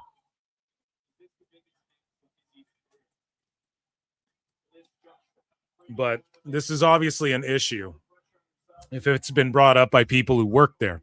Regardless if he thinks Sarah Stock's just being a dumb drunk bitch or not, I mean, there's enough smoke bellowing from this. I think I see a flame. I think we followed the smoke trail and we see some fire. And at this point now, her calling the guy like no man's zone. I don't even know who the fuck she's talking about. I have no clue. So all of that could be the tip of the iceberg. That sounds conspiratorial, literally, So Sarah Stock writes, example of an AEW HR investigation. And this is why, like, the boys and Kevin Kelly feel the need to sue. Again, why did they sue and team up on their lawsuit? I believe it's because they both viewed it as I think they should have stayed separate. I'm not a lawyer, though, so maybe someone who knows law could come on this show and be like, you're dumb, shut the fuck up, this doesn't make sense. Like, they should have sued together or whatever. But I think the boys and Kevin Kelly should have stayed separate in their situation, but I think they both parties viewed their shit as like an HR problem. And again, we're hearing about HR problems. And again, with the Punk thing, we're hearing about HR problems or people and culture, or whatever the fuck they call it over there. So an example of an AEW HR investigation. An incident went down between a member of staff and talent backstage. I witnessed it all. Was among the first on the scene. Well, what was the incident? I stayed with the staff member while somebody else directed talent away to defuse the situation. Throughout the entire investigation, I was never once asked what happened. If manager of talent relations, me, was there for it all, why was I not consulted? Who knows? Investigation's over. Now, do you guys take her word for that? You know what I mean? Like, she was there as manager of talent relations. An incident happened between a staff and a talent. She was the first on the scene. She waited there until whatever. Oh, no, we got Danielson Hey, we got Danielson on the case. And the Hardley boys, fucking Matt and Nick Jackson, are going to go banging on doors. Like, is that what happened? Like, how do they not ask her at all in this investigation? And that's what was bullshit with the CM Punk situation, where they're like, oh, we put together a crack team of investigators to look into this, but it's their own team. So they found it was enough to where Punk should be fired and Tony Khan feared for his life and blah, blah, blah, whatever the fuck. It's like, well, yeah, you get your friends and the people you're paying. Of course they're going to say that. Like, I don't know, man. It just seems shady and shit. And she's just saying stuff like we've already heard stories like this already, other instances. So, like, come on, man. Unless she's making this all up and it just lines up, and maybe she is that calculated. Maybe she is so indelibly calculated. She's like, I'm going to hit on every major accusation that AEW's had levied towards them about HR, travel, luchadors, women, fucking, yeah, I already said travel. We'll say travel again. What was the other one? There was something else. I can't remember, but either way, she's just hitting on every beat of like every accusation they've had. Maybe she was just that calculated and knew to add smoke. She's just adding smoke. She's not like, oh yeah, in that Punk incident, I was the first on the scene and I blah, blah. She's saying like, there's this other incident where I was first on the scene and whatever. It's like, I don't know, man. Maybe she's just making it all up. Maybe she was just super calculated and like, I'm going to drum up the shit and just add fucking fuel to every little fire that's around. Or maybe these are real problems we keep hearing about from people over and over again. Crazy Bitch, CM Punk, the Tate twins, whatever, like all the wrestlers, Big Swole, Kevin Kelly, like everybody, they're all just like making up along the lines of the same criticisms of AEW. Even like a guy like Jose the Assistant, he hasn't completely buried AEW by any means, but he's stood up and been like, man, the fucking luchas, like, we had shit cooking this way, they should do this, man. I thought, you know what I mean? Like, they ain't booking these guys correctly. Even people just coming out and not even trashing them, but just pointing things like this out. Like, I don't know, man. It just seems like it's the same 5 things we're hearing about constantly. It's not like there's just new made up, oh, Tony Khan's worked with that priest's kid who had people chained up in his base. Like, people aren't like accusing him of crazy ass shit. It's just like the same things in different ways keep coming to light. You guys know what I'm saying? So Sarah Stock we already read this one. She says it's nipped in the bud before TK gets a chance to lay eyes on them.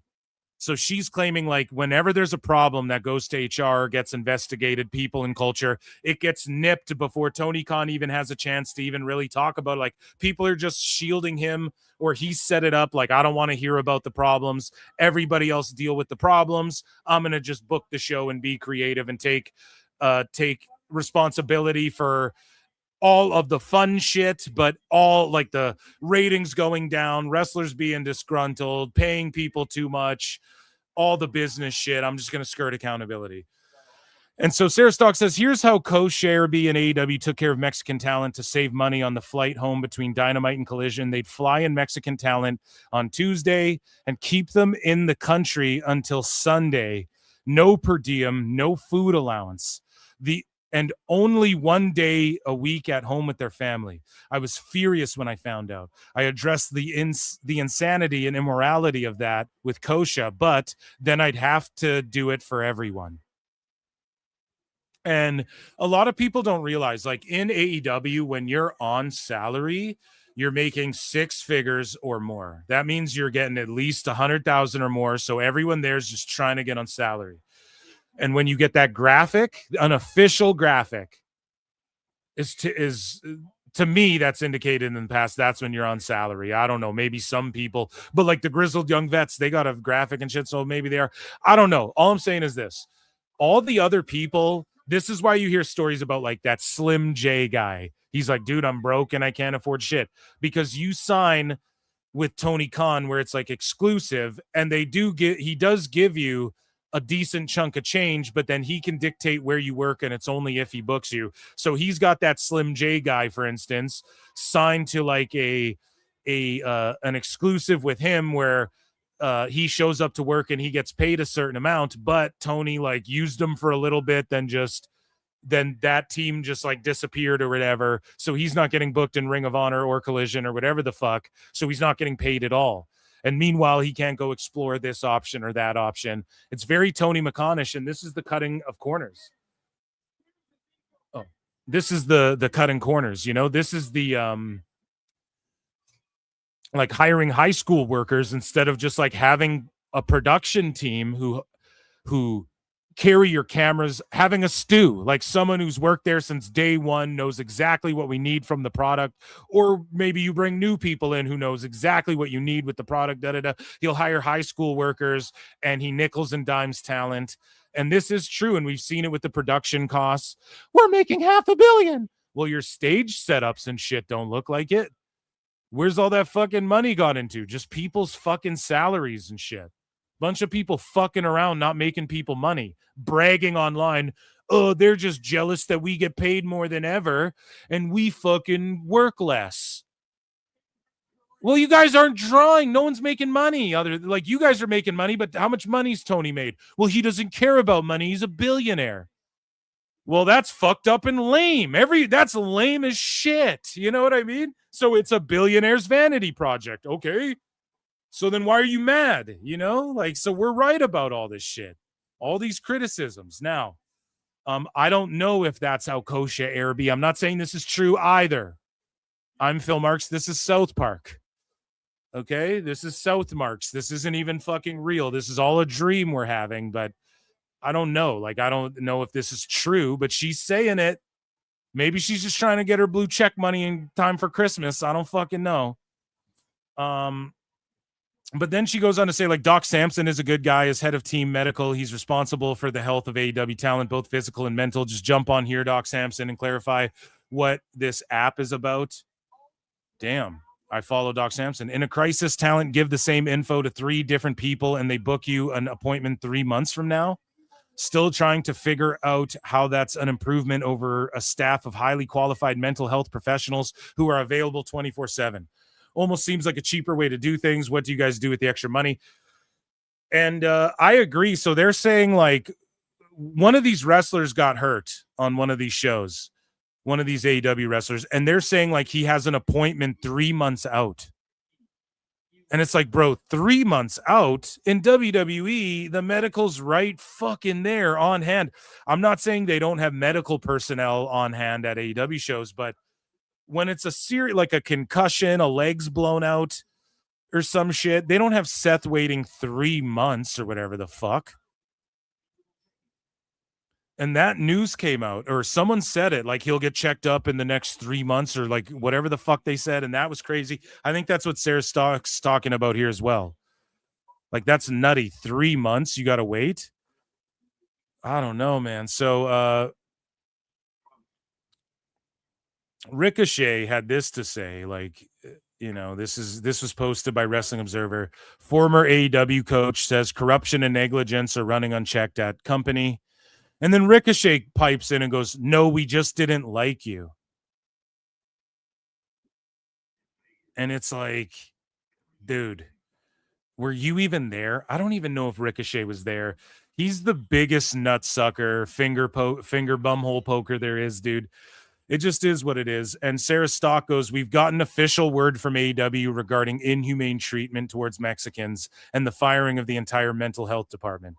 Thank you for your response. We appreciate knowing AEW's take on the allegations."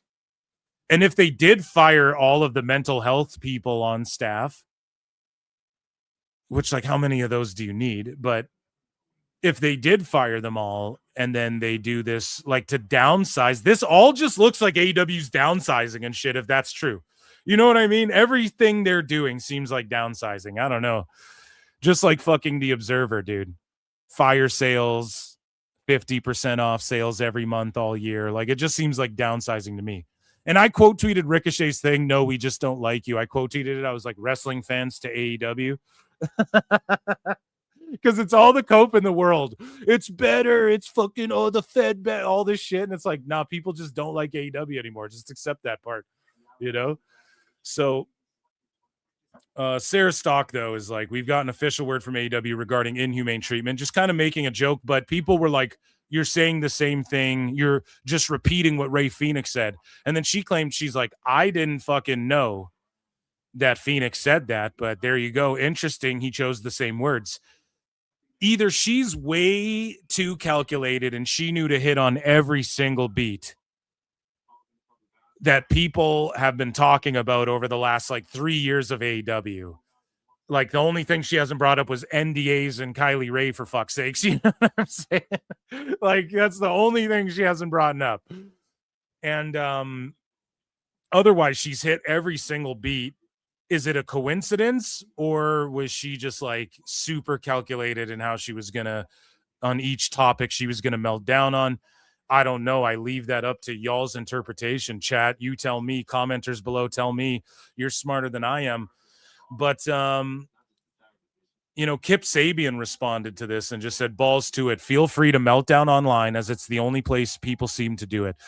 It's so true. A lot of this messy shit, like, doesn't need to be online. But then again, if you think you're fighting for the right cause, you want to take it to a public forum. Like, how else are you supposed to have your voice heard, man? Freedom of speech. Like, I get it. I get why people take to social media. They want to feel like people can instantly gratify them or remedy them or, like, satisfy them with agreeance or whatever.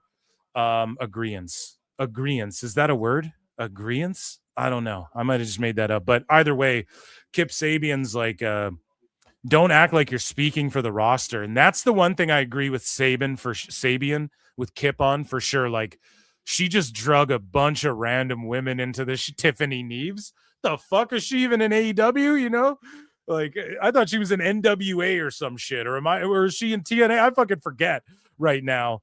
But, like, God damn it, were you just bringing her up? Kip Sabian says, "I'll publicly say Chris helped me mentally more than anyone will ever know. Far beyond just wrestling. Act your age, not your shoe size."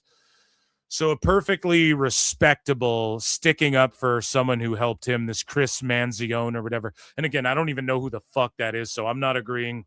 That's all her claims, man. I'm not putting over what Sarah Stock's saying in that regard whatsoever, but I just want to bring attention to, she hit every fucking beat that since, like, Big Swole leaving the company, people have brought shit up. We get ghosted, travel, health issues, the women being mistreated, luchas being mistreated, no HR, insider investigations, fucking Tony being clueless to everything, no production meetings, like literally hit on everything in like a 24-hour span.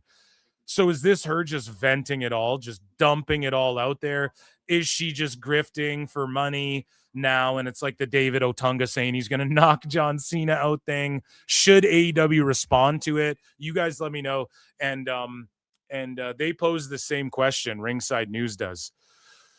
Should they respond to it? And I quote tweeted this and said, no, like the sicko hive mind will just do it for Tony. It's built in. So he's lucky in that regard. But not that Tony needs to duke it out with her online or even say anything. But here's the problem. Tony lets it be known that he'll respond to people for less. He'll try and poach TNA fans and shit, but he can't respond to any of this. That's why he's created, like Triple H just puts out like tweets and he doesn't really respond and talk. So you don't expect it from him or Triple H. With Tony Khan, or like Carlos Silva, he's not like online arguing with fucking people or like responding to certain fans and then about music and then not responding to other people, right? Tony Khan's like in the mix, marking out over wrestling with people and shit. So he's seeing this all. And he's just not addressing any of it. And I mean, he doesn't need to, but that's why there's that expectation, because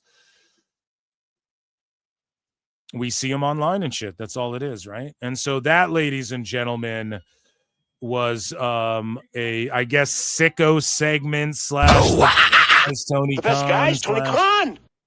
And actually, one thing we did miss one thing so everybody got sent this email. And it was sent out to customers this morning with the subject, welcoming Warner Bros. To Netflix. I accidentally skipped over this because I wanted to circle back to it, then I forgot. But we recently announced that Netflix, this was from Netflix. This was an email everybody got about Warner Bros. We recently announced that Netflix will acquire Warner Bros., including its film and television studios, HBO Max and HBO. This unites our leading entertainment service with Warner Bros.'s iconic stories, bringing some of the world's most beloved franchises like Harry Potter, Friends, The Big Bang Theory. So look, no AEW, ain't no fucking AEW mentioned in any of this shit. And they're already hyping up Harry Potter. What? Friends. What? The Big Bang Theory. What? Casablanca. What? Game of Thrones. And the DC Universe. Boom. And yeah, James Gunn was talking about it. Like they got or I think he was talking, unless people misquoted him. People misquote that motherfucker so much, dude. But speaking of responding to people, James Gunn will flat out respond to motherfuckers. But DCU and just DC in general. So does Netflix own like DC Comics and shit? It's also interesting. But they'll be together with Stranger Things, Wednesday, Squid Game, Bridgerton. Look out for those like Stranger Things comic books being published under DC and shit, if that happens. Wednesday, Squid Game. So, how long until the fucking Wednesday Casablanca crossover? No, the K-pop Demon Hunter Big Bang Theory crossover.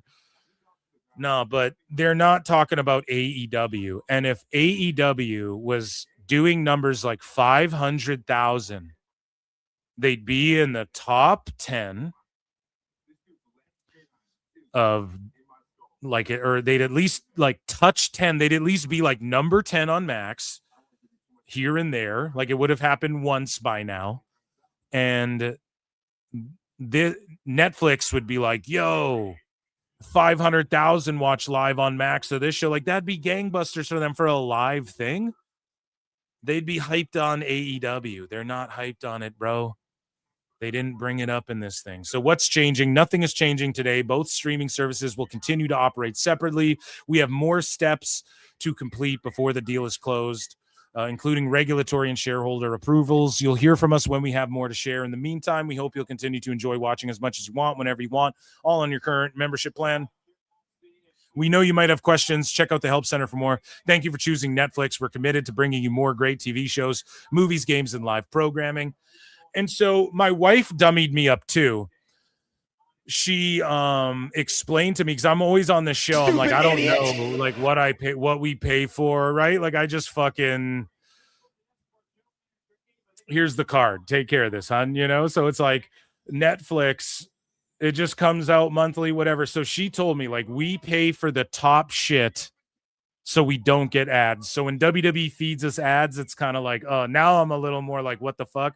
I'm not, here's the thing. I'd rather watch ads for like soon to be Big Bang Theory and Friends and shit. I'll be there for you. And I'd rather watch ads for that shit though than like the music they play during the commercials during WWE. Boo, boo, boo. Even if I pay for no ads, I'd rather see ads for like WWE action figures than fucking Obafemi like flexing and shit with this music playing in the background. You know, that's just me personally. But yeah, man. So that concludes our breakdown of everything Netflix and WBD. Round of applause, ladies and gentlemen. Round of applause. That was fucking amazing. We have a massive turnout tonight, guys. 230 people watching across X and YouTube. Please hit like. Please hit subscribe. Dude, the last live show was crazy. It was at like 2.3K fucking unique viewers just on the YouTube. I couldn't believe it. It was a crazy fucking turnout. You guys rule. PWT Universe fucking clears, okay? So shout you all out. Round of applause for all of you guys for tuning in and hanging out. I know you guys like when I'm calling the action and reacting to a lot of the stuff. I had to take this Saturday to do news and go through all this craziness. Deadline for me has been pretty awesome. I'm not going to lie. I'm going to rewatch the women's Deadline match one time for sure. Everything else, I think I've gotten the gist. Tatum Paxley's up $1 billion. She took the loss. She's so fucking good, man. And her offense is so unique. She takes things that we've seen a million times before and just puts her own little spin on it. And it's not even like making it more dangerous or anything. It's just like a front drop kick. She does a front flip into it. It's just, you know, it's just little things like that where you're like, fuck, man, she rules. Everything about her, the way she conveys her facial emotion, all of that shit. I loved it. So that match, a lot of people are going to be mad. They're going to be like, oh, are they burying Paxley and shit? None of that. Okay. None of that.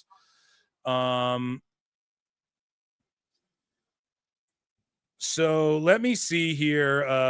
And you don't need to pay $14.99 for it. Good, exactly, bro. This shit rules. But if you want to pay 99 cents like Lucy Moody or upgrade, I think Lucy was already a member, no? Or upgrade your membership. That's cool too. But 99 cents, I do a bonus show every week. Or if you're a patron, there's tons of exclusive content and you get access to the member shows as well. So thank you, Lucy Moody, for becoming a member again. I swear you were one. Oh, come on now, Eric. Maybe at the other channel or whatever. I don't know, but I appreciate you so goddamn much. And so we're going to lock in for this Deadline match.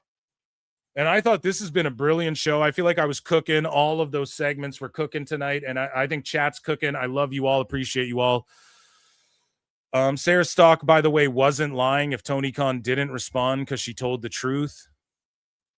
No, I don't think that necessarily means that. Did Phil show the TK Stranger Things cameo? No, I didn't. Oh, yeah. See, I forgot to fucking... Thank you for reminding me. I forgot to... let me see.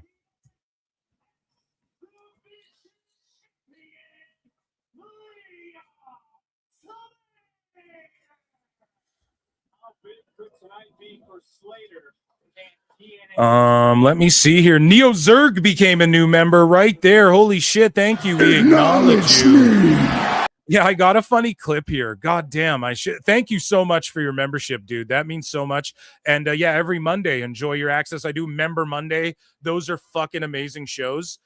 And also sometimes we just watch Raw, and sometimes we do some cool segments that are kind of exclusive to the member show. So I don't know, check it out. Those are so fun. I have so much fun with those. Let me find that clip. I know that you sent it to me. But bro, I was dealing with so much shit with that fucking strike from the Observer on my channel and shit. So check out Patreon, become a member. That's who you support, okay? Because I'm getting fucking flagged down from Redax here. Don't even know how to use YouTube TV.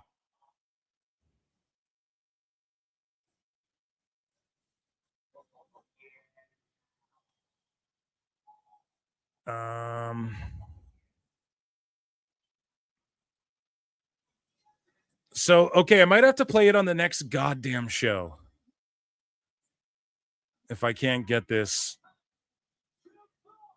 Dude, there's this scientist in Stranger Things. He looks exactly like somebody needs to flag Observer. No, don't. I think that's so lame, false flagging channels. I think that is the lamest shit you could do to someone. Dave should just make videos debunking the shit I say about him. If he, like, for real, if that's how you feel, you know? Or whoever, maybe it was, who fucking knows, whatever. It was maybe, it came from an F4W email, so maybe it was like, just was some work, some lowly employee. I don't fucking know, but came from WrestlingObserver.com, and I was talking to someone else about it who was like, yeah, we got trolled by Observer. Like someone was like we had something fishy happen, whatever, and then I was like, and then I told them the information, like I shared about everything, and they were like, no, actually, this seems legit. And I was like, yeah, dude, so whatever. I don't want to talk about it more. It's over with. But yeah, I appreciate the support a lot. Okay, that TK clip is coming. I promise you. It will be on the next show. We will play it on Stranger Things. It's too big of a spoiler. It's too big of a spoiler. Okay? But TK, oh my God, Javon. So TK made like an appearance in Stranger Things. It's so funny. This scientist looks exactly like him.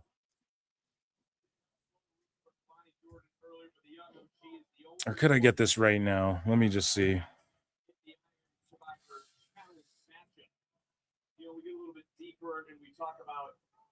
Maybe Leon Slater. We talked about it in the first half in terms of conditioning. What worries you?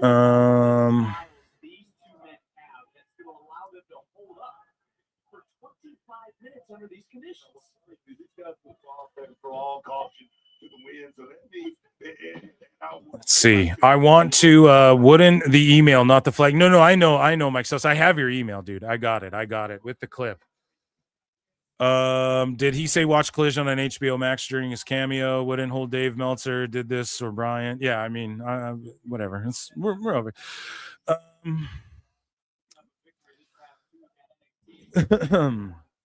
What? I've eaten French fries with more charisma and creativity than Ricochet. Yeah.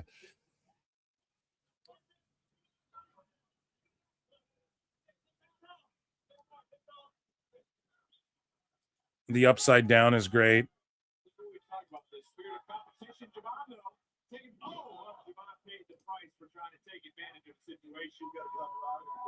Let me see if I can't.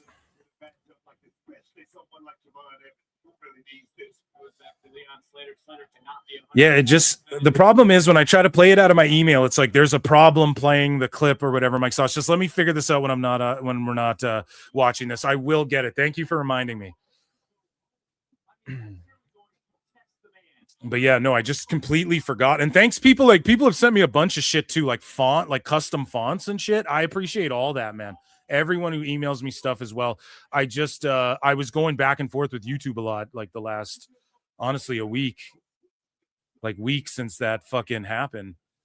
So I'm gonna end the poll in the chat asking you guys, do you think Sarah's stock is legit or whatever? And we can't really put all of the names of who's going to win the deadline match, unfortunately. That's kind of why I wasn't like all over putting polls in the chat. And we had so much to go through. Guys, if you haven't hit like yet on YouTube, hit like as well. Do you think Sarah Stock is right? She's right, 61%.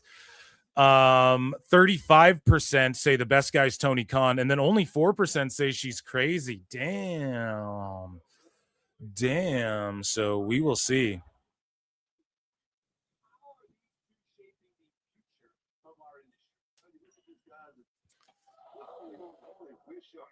I'm not sure who else. Yeah, we can't put all the names in there, so it is what it is. That's so funny. 35% or whatever. The best guy's Tony Khan. Oh, man.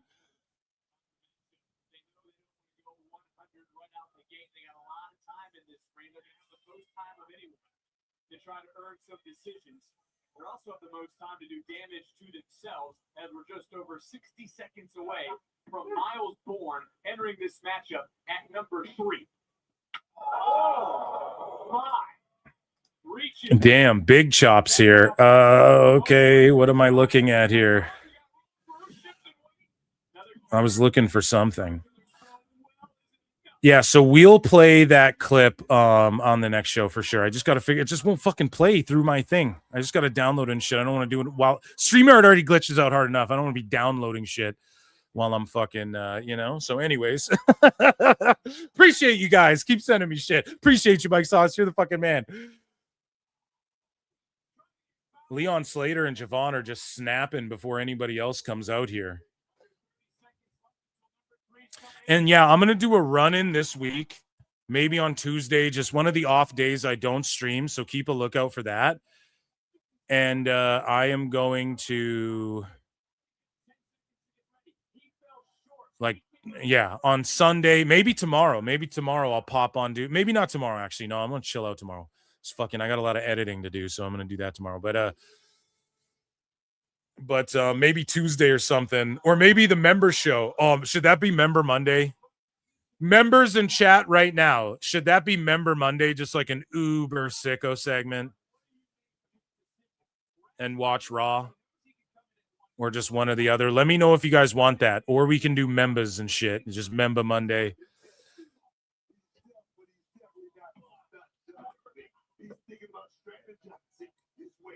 So here comes Bourne. Randy Bourneton. Yeah. Should it just be Monday's show? Sure. Yeah, Neo's you're in the mix now, dude. You're in the cut. Let's go. You got to say, dude. Here we fucking go.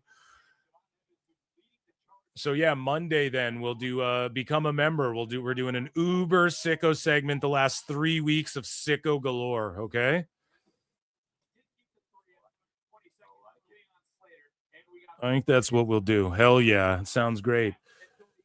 So here we go. Okay, so 11 seconds until Slater's free from the box. We got 6. How many minutes? Sorry. No, this clock counts up. And then how do you guys feel about Dion Lennox being like the one guy who's... Because he's in Dark State, right? Or was he just his own guy? I'm not sure. And guys, I went on my buddy JJ Alexander's pod on the Full Circle Radio Network, and we're doing this thing where like we're watching his old Fed, where like he does commentary. It's a great bit he came up with, and he came across he got his hands on all the old DVDs and tapes from his old, like from Defy Pro Wrestling.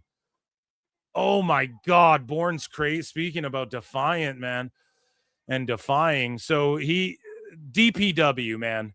And they had Just Incredible was there at the time. On the last show we watched, Mercedes Monet's ex-husband was the fucking gear. Like he made everyone's gear, right? But before that, he was like the cruiserweight champ at DPW, and he trained with JJ and Just Incredible and all these guys. So we Jocktober his old Fed. We make fun of it. Like I'm on his show, we're watching the old tapes and DVD segments, and we're like making fun of it all. And JJ's like, he does the ring announcing and everything for this Fed, and like I just ask him questions, and we make fun of the shit, and it was a blast. So I don't know when he's dropping that last episode we did, but I'm gonna go on his channel and like do that I fucking had so much fun doing that. I'm gonna do it like hopefully once a week. We're gonna go over like his old Fed and just make fun of it. So make sure you guys check that out. It's a fun time.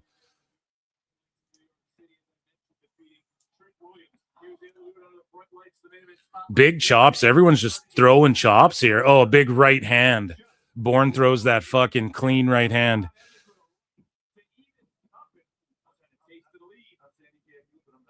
Yeah, JJ Alexander's in chat with you guys a lot of the times.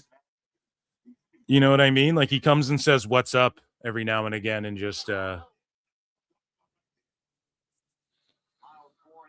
gives his take. But he also has been on this show like a few times. I've gone and done his pod. He's come and done my pod. His co-host Matt has come and done my pod as well. And I I'm going to be coming in with a vengeance in 26 with PWT pods as well. The Christmas special is going to be so fun too. I don't even know. I've just been compiling awesome shit for the Christmas special, but I don't actually know like what's the format. The Halloween thing, I rank the Halloween Havoc themes and shit. I don't know. It's crazy because there's not that much. Like, here's the thing. In pro wrestling, there's like all these spooky characters that could apply to Halloween. Like, you could have fun with the Boogeyman, Undertaker, Rosemary, even Paul Bearer, the Boogeyman. There's all these characters that you could have fun with over Halloween. In pro wrestling, it's just like, okay, well, Santa showed up. There was Dismember to Dismember, which was like a Christmassy themed show. I guess there's been like Christmas Raws and SmackDowns. Holiday Hell used to be a thing ECW would do. So like I'm trying to think, but like their themes aren't iconic. It's not like people even really remember Holiday Hell in comparison to Halloween Havoc, for instance. So it's like, well, I'll figure it out. I always do. And obviously the end of the year show, it's always the same as far as like the predictions and all and the awards and all of that. But like the one year I did a bit where fucking Santa was invading and I played all the different, here's Santa showing up at different wrestling promotions or whatever. So like, do I do that same bit in just different segments? I don't fucking know. I went over all the good ones.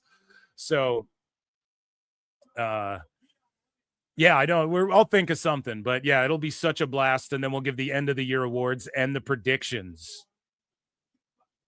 And the fucking predictions, okay, for 26.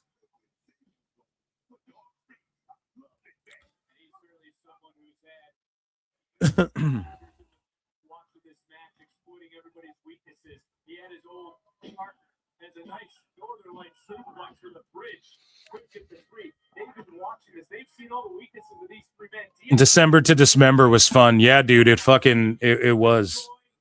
It was like the one people infamously hate that event, but looking back on it, it's like, I don't know. I like that idea. I like that idea of like a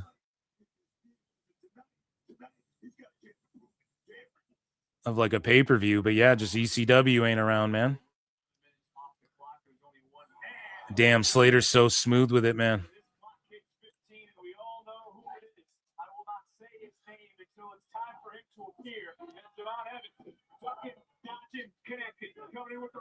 And Lincoln Hawkman, me and you triggered a bunch of people too. You came on my fucking you came on my stream to talk Stranger Things over on my other channel, Phil Marks Out, right? And yeah, some people in chat, dude, were fucking triggered because I made a joke poll and stuff, and we simply discussed whether or not Millie Bobby Brown and Noah Schnapp, whatever, can or can't. Like, that's what everybody's making fun of them online. They're like, oh, they can't act and shit. And so I did a stream. We broke down. It's like an hour long. We broke down Stranger Things 5. If you got, it was a load of fun over on my other channel. So, but yeah, we triggered some folk there, Lincoln.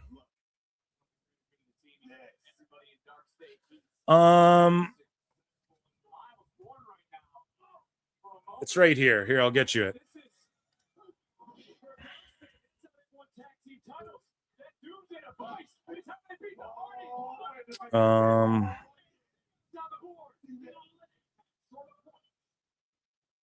Let's see. Here we go. Here, I'll give you the link to.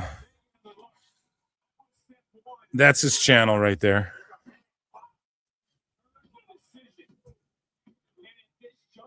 And yeah, his co-host has been gone for like, I think he's like just taking a month break or whatever the fuck. So I've been linking up with JJ, and dude, he has such funny stories. Like, we're watching Tough Enough season 1. We're about to start season 2 and shit. And like JJ has story, and we were on with Ed was on with us too. And fuck, man, he has story. Like they know all these wrestlers and shit, man. They've been around, they booked these territories and shit. They've been up and down the roads or trained with a bunch of people and shit. So it's just good to hear stories from these guys. But on Tough Enough, man, that was so funny. Like hearing JJ stories about Jonathan Coachman and shit over on Patreon. So he's been hanging out with me over there too. It's been pretty funny. But yeah, make sure you check out like that, whatever series I'm doing. I don't even know what he calls it, but I don't even know if he wants me on every episode, but I'm like, dude, I volunteer for every episode of this series. I love this concept. And just like watching this old Fed, and like they had like Vito show up and like fucking Jason Knight and shit. Like they'll have ECW, ex-ECW guys like run in on this indie, or we're critiquing like Mercedes Monet's ex's fucking match. I didn't even know he was a wrestler. I was like, dude, I thought he just made gear and shit. And so I guess what happened was, and JJ tells the story on the pod, but like he was making gear for Monet and that, and then he moved down to Florida with her because they were dating or whatever. And he was making gear for quite a few people on the indies, like, because his gear was looking so fly. Everyone's like, where'd you get that? And he's like, I fucking made it.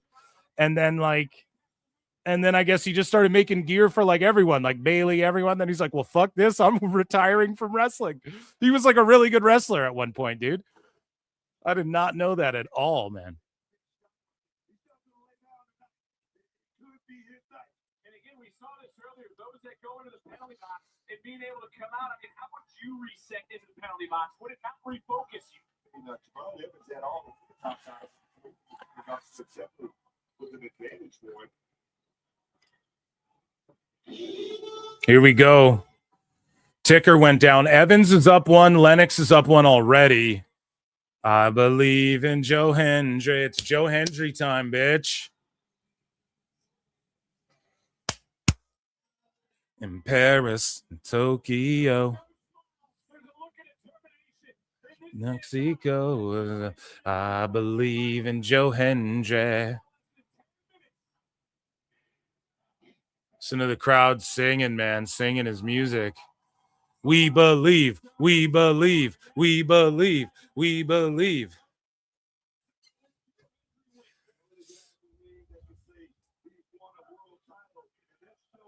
We believe. Yeah, JJ's JJ Alexander. And it's funny too, because like, I don't know, just go watch the pod. He's talking about how they wanted him to look different than the Sinister Minister, and he just looks like the Sinister Minister, and it's fucking hilarious. I was just roasting him for that. It's good shit. It was a great watch along on the last one. No, I didn't talk about Funaki's son. Sorry, I skipped over that. I was just getting into Final Resolution overall. I might have skipped over that, but yeah, Funaki's son in TNA fucking rules. Funaki, number one SmackDown, number one announcer.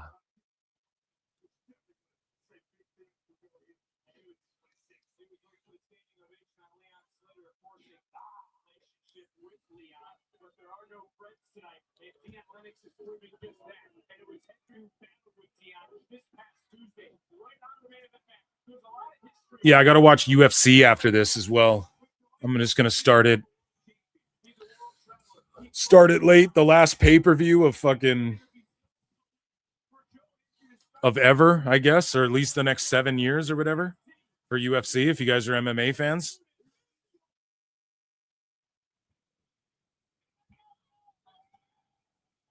And this just in, Jack Perry replacing Darby Allin in the Continental Classic.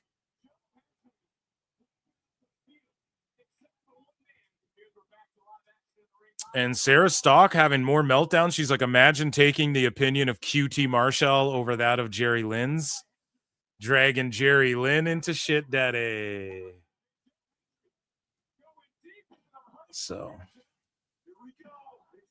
it's getting messy, folks. Oh, Hendry just scored a point. Chat, everybody give me your picks too. Who do you guys think is going to win? Even if you're on X or whatever, just like comment or whatever. Retweet this with your pick. I'm asking right now, who's everybody picking? Because we can't put a poll with everyone's names. There's 6 or 5 guys, right? 6 guys, IR math. Right. So we just got to like leave the person we don't think out. People already scored. It's not fair, man.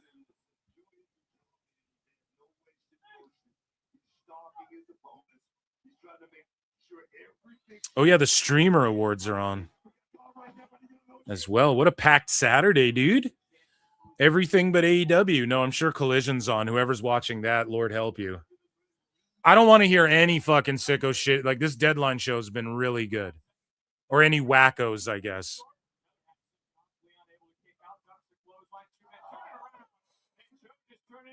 But again, I need to rewatch. I didn't catch all the women's Deadline shit that I wanted to. I wanted to got eyes on it, but way more locked in for this men's one. Where was I putting this news? WWE news. That's right. 6 minutes to go. 3-way tie at 1.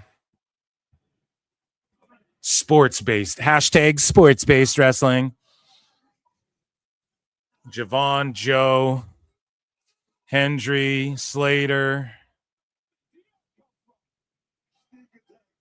So this UFC not on Paramount tonight. Yeah, I think so, right? Is it not the last? This is the last like pay-per-view that isn't on Paramount, I believe.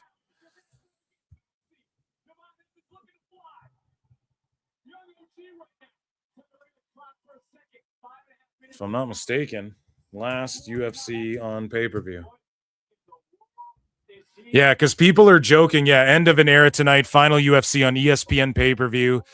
Forever proud to have been. This is Ariel Helwani saying this. So yeah, just a lot of people are making memes like last time I'll ever have to use Stream East again and shit like that, which is pretty funny. People clown Dana White for like saying, "Oh, we're gonna arrest as soon as you switch the pay-per-view on. We're gonna get you. We got you. We're waiting outside your house." Like literally saying shit like that about Stream East and shit, and then they just continued to put out put out the pay-per-views and illegally stream them or whatever. And then Dana just went streaming, and I never. So many people were like, Dana will never give up the pay-per-view model ever. And I knew it was going to happen one day. It had to happen one day because it's just streaming's the future. Everyone who knows anything understands that, you know?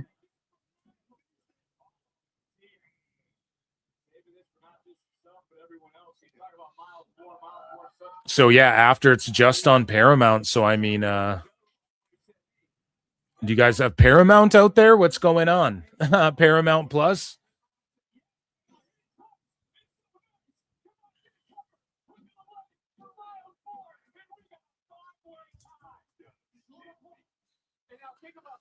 And in Canada, we do have Paramount Plus. Now, I believe, if I'm not mistaken, my wife would fucking correct me on this, way smarter than I think in Canada, I don't know if it's like this in America, hashtag America, but, oh, damn, Hendry's getting beat down. But Paramount Plus, you get... If you have Amazon Prime, I think you also get Paramount Plus, if I'm not mistaken. Or maybe I have the two mixed up, but one of them comes with another thing or whatever, I think, already as well. So.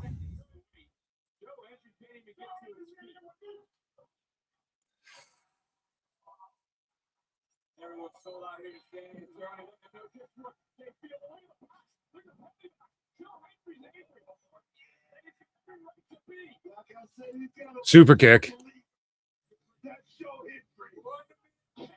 So Bourne Bourne pushed Joe out of the way to hit that power slam. Oh, the RKO. Or the YOG, if you want to call it that. Oh. What's his finisher called? The young OG or the OG cutter? What is it called? I call that shit the YOG when he hits that cutter. I don't give a fuck what anyone else calls it.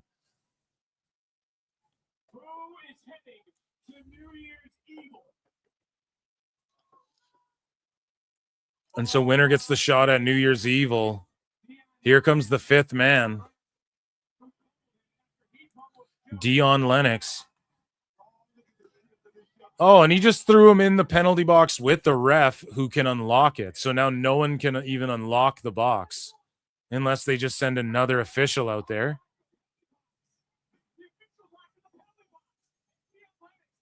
You guys notice that whenever it's like the craziest, like whenever you got multi-man real convoluted, not that this is like overly convoluted, but whenever it's super chaotic, you notice the ref, I think his name's Rod Zapata or Rod Zapata or whatever. He's always the ref when it's like some wild shit's about to go down. And like they use him in AAA a lot too.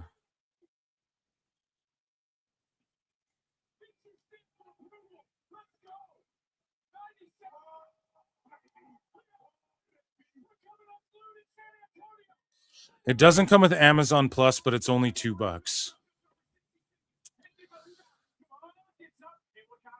Okay, so with Amazon Plus, what you're saying, Northern DC, is that Amazon Plus, if you get that, then for an extra $2 you get Paramount Plus, or what? Is it Amazon? Because I have a few of these, but I've also canceled a couple of these fucking things. There's too many streamers now. I was just getting them all before, and then it's like, okay, what are we doing here, dude? Like, what do I really watch on half these fucking things, you know? And then there's like a bunch of free ones now too that have a bunch of content, and they just run quick. Like you just got to sit through like the 1 minute ads, like on YouTube. It's like, whatever. Oh, dude, when Slater hits that, he just hits that move like nothing. Oh my God, Hendry getting Hurricane Rana'd over. Oh, Lennox just Joseph just took a boot to the face. Javon with the pin with 1 second left. Javon barely eked it out. Brian's like, oh, why haven't they pushed him yet? Meanwhile, we're getting Evans versus Obafemi 2. Or a triple threat if Ricky Saints doesn't get called up and he wants to lay, you know. We know Evans and Femi can work. Evans could get the win over Femi finally, and then Femi could get called up. Like, there's a master plan here. And any of these guys could have won. Joe Hendry looks devastated. He's just devastated.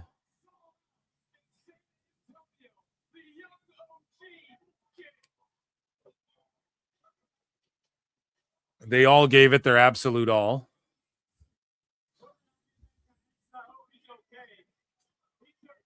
Four flutes. The timing on that was expert. That's because that Rod Zapata guy, too. I'm telling you. No, it's the wrestlers. It's on the wrestlers, but.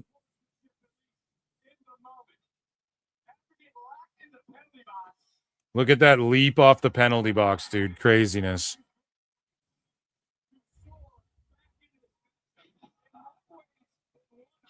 The YOG. He gets so much air on that shit. And then Miles Bourne hitting like zigzags off dudes. Or off the ropes. Off dudes. Pause.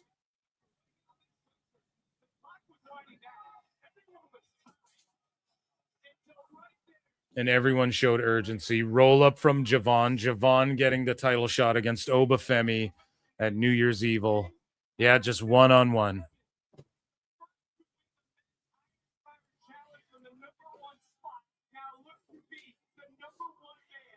Chat, what do you guys grade NXT Deadline? I give this event a solid like A-. I want to rewatch the girls' match. Otherwise, like an A-. I think if you're gonna make it A+ or A, it would need like some like huge shot, like an extra just something to put it up to 5 stars. You know what I mean? Like it would just need an extra umph of like. So I give it an A- as far as like it was pretty well perfect. It's just like, unless like, you know, oh, see, this could make it A+ depending who the fuck this is. What is this? What is this? Who is this?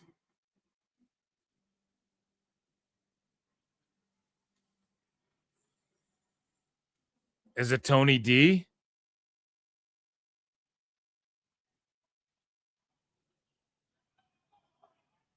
And Ava was saying you don't want to miss this.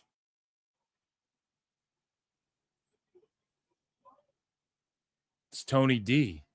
Is it not?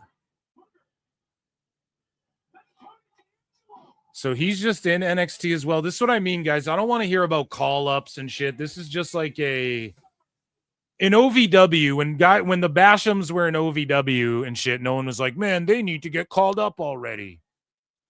And they were fucking in their 30s or whatever, you know? It's just like, whatever. They got top guys in NXT.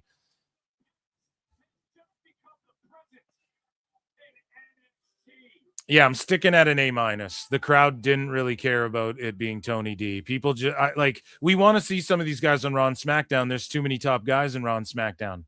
Like, whose spot does Tony D take? Everyone is like, oh, Carmelo Hayes should be champ. Whose spot does Tony D'Angelo take then if he goes to Raw or SmackDown? You guys know what I'm saying? Like, there's nobody you replace for Tony D right now, you know, unless it's one of these guys like Carmelo Hayes or something. So I just stick with my A-. I think they accomplished everything they needed to. A good little return there, setting up the next match. All the matches were on point. I didn't see nothing too egregious. Mr. Iguana was awesome. Ego's always awesome.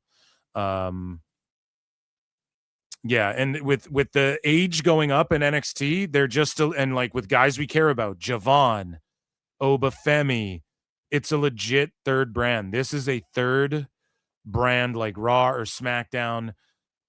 You know, they're gonna like the element of like developmental maybe will take place more in Evolve and shit. Maybe NXT still a little bit, but ultimately it's like you could stack up like Tony D, Javon, Ricky Saints, Ego, like, you know, this could stack up against obviously not the top guys in WWE, but like look at the mid card down. So like whose spots are they gonna take to try and give fucking Ethan Page a push or whatever, you know, and just let them do their thing. This AAA NXT TNA stuff, it's all blowing up.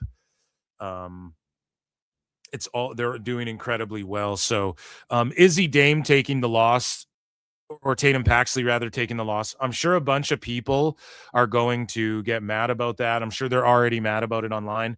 I'm not mad at that at all. Her character's just her wrestling and her character is why I'm invested in her. I don't need a belt. She doesn't need to have all the wins in the world. And she's never been at this level of like, she's the tippy top of this division as far like, you know, as a shoot, sure, her in ring work and stuff. But like, as far as all the competitors in the women's division, she's never like, no one's like, oh man, she's going to take out Blake Monroe and Jordan Grace and all that. You know, she's kind of like mid lower. So she got her hands on that title and then it slipped away. And then she's just doing like great storytelling stuff. And that's awesome for her. So I'm not mad at that loss at all, even though I'm fully behind her. Like, give her everything, you know?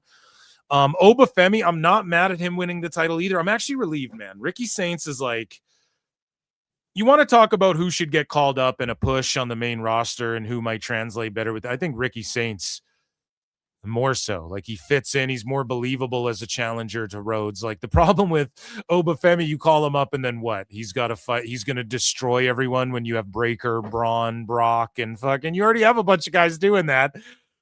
You know, Bronson Reed and shit. They're all destroyers. Like, Obafemi is the destroyer in NXT. When he's gone, who's the destroyer there? You know, Jasper Troy, where the fuck has he been? And I like that they're really giving that Shiloh Hill kid a push. It would have been awesome if they revealed he's NXT Anonymous this whole time. That would have been cool. But anyways, or if they did that and I missed it, I apologize. Again, there's the middle part of that show. I just got to go back and rewatch. But Oba winning the title, I'm not mad at that at all. Honestly, Saints, to me, his run was good. It was what it was, but it's like Ego Page. Like, they elevate.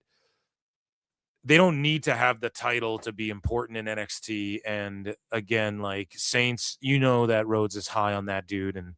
And you know, they brought Cargill up to the main roster. I think it's only a matter of time before we see Saints go up there. So I'm actually not mad at that. I'm sure people are melting down. Dion Lennox being the standout of the Dark State, I can get down with that. He looked really good in this match. Everyone in the men's deadline looked so fucking good. And I really like that match. I like the urgency at the end to beat the time. it was a rushed finish. It looked rushed, yeah, because it was supposed to. So that was awesome. If they're just doing that on TV because the ref's like, time to go home, okay, what the fuck? But the speed and the urgency, and then just all of the guys selling it in the ring, and even Javon, like, oh, I did it. I got him at the last second. Brilliant. That was the chef's kiss. Tony D, the crowd didn't really care. I don't really care. I got to be about him. I think it hits fucking main roster time for that guy a while back. But now that since we've established, fuck all that, I'm going to stop crying about main roster shit. He's just an NXT guy. Okay, it's good that he's back in NXT. I'll say that because it's not like I don't like Tony D, but some of these gimmicks would be cool to see on the main roster a little bit. I will say that, right? We have like the Wyatt Six and MFTs. How much more can we squeeze out of that?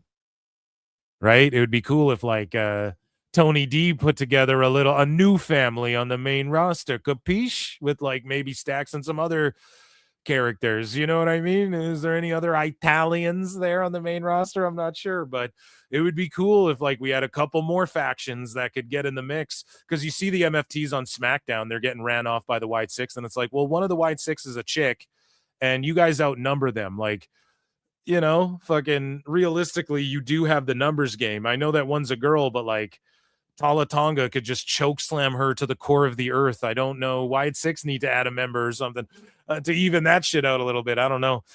I could see Ricky Saints in the Rumble for sure. What else? Ethan Page versus Iguana, a perfect match. That was like, even the little, like, okay, Iguana botches one thing every match. He drops the Yeska. People say he drops the fucking Yeska once a match as well. This match, I think it was intentional, but they had a moment where he drops Lieska, and then I was about to call it out, like, oh fuck, he dropped her again. Ethan Page hits the DDT. They were good on every spot. One twisted grin or whatever the fuck it's called, and it was over. Boom, perfect. It didn't go too long. I think that they present Iguana the right way. He's just so over and people like him, but he doesn't need to win. Like, at no point does he need to push him and make him world champion. Like, it's like the Orange Cassidy thing. The way Tony Khan pushed him, people don't want that. He gets more over if he like loses those matches, but then he's like, him and Lola Vice are doing their shit and whatever. Like, they book him well in Mexico. He's played his position really well, and he's over. He's probably making a lot of money. He's cool as fuck, and I love Ethan Page in this, like, I'm the champ of North America, so I'm gonna beat up these guys in Mexico, and I'm gonna beat. He's just playing it wonderfully. I think, again, Ethan Page could get called up, and him and Chelsea Green, he could just join the Secret Hervis, dude. Like, they would fit all well together in like a little faction. But again, he's doing his thing in NXT, and he's perfect there. I don't think we're done with Ethan Page in NXT. I could see him winning the fucking NXT title again. So, again, okay, him and Tony D, let's see what they got. That's their roster. They're running with it. NXT's been successful for them. So, what else do we got? And then the women's deadline. I'm going to have to review that match one more time. But I saw I bet when I rewatch, I'm going to go, okay, I pretty much got the gist of it all. But it was looking good from what I saw, you know, but I don't know if that was the shittiest match on the show. I got to be honest, because I was terribly distracted, but I saw Jordan Grace doing some good shit. Kendall Gray, everything I saw, she looked great. And they're obviously pushing the fuck out of her. I love the deadline match for that reason. Like, truly anyone could win, and it doesn't really bury anybody. The four other guys in that match were all elevated from such a great deadline match, and then Javon sneaking out the win. I think everybody kind of was elevated coming out of that. And in the women's match, I want to say the same. And certainly Kendall Gray was. Out of all those names, she gets the win. And think about it too, in NXT, you have a good problem when it comes to like Jordan Gray. I'm just like mixing up names now. Jordan Grace. Jordan Grace and like Kalani and them, they don't need titles to be important either. Like, we could get a Jordan Grace, Kalani Jordan feud, and it works. It doesn't need the belt. Blake Monroe doesn't need the belt. Like, someone like Kendall Gray, she's putting Evolve on her back. She gets that big win. They're clearly trying to call her up. And now the way NXT has gotten the rub from the main roster. You might see a wild Ethan Page backstage with a fucking North American title. Now we're going to see the Evolve sort of bleed over into NXT, and NXT be like the midway point, right? NXT is no longer, it is developmental, but it's no longer just developmental. It's like its own brand, which is its own third brand that can stand on its own. However, at the same time, folks, it's a brand that we do see some developmental. It's like the show Velocity, I guess, which was like, you got some main roster SmackDown guys, and it was primarily made up of guys on the, like, who are on SmackDown but aren't getting used on SmackDown all the time. But then we'll see the dark matches or get some of the under guys or whatever, or the developmental. Maybe Velocity and Heat aren't a good analogy for that, but either way, we're seeing Evolve now, and then the developmentals going on in AAA, TNA, in NXT as well, but like in Noah and shit like that. People going on excursion, traveling the world. So it's really, really cool to see. I think their NXT's hitting on all cylinders, and it's good to see coming into this the new year where this TNA AMC deal is about to take off as well. We're going to see what happens, and NXT deciding, look, we're going to stick with our core, like Tony D, Saints, Paige, Javon, Obafemi. These are our key fucking guys. We're going to keep rolling with these guys, man. They're doing us good ratings. We're still kicking Dynamite's ass right now. For the most part, we lose a couple weeks here or there, but I mean, I respect it. And I know people are going to melt down and they're going to be like, oh, Javon's still not going to the main rod. Like, we're going to get all of that, but just ignore that noise, because it's not that it's bad. It's not that what they're doing in NXT is bad. It's the complaint is they're not called up quick enough. Well, fuck all that. I'm done. I don't even care. You know?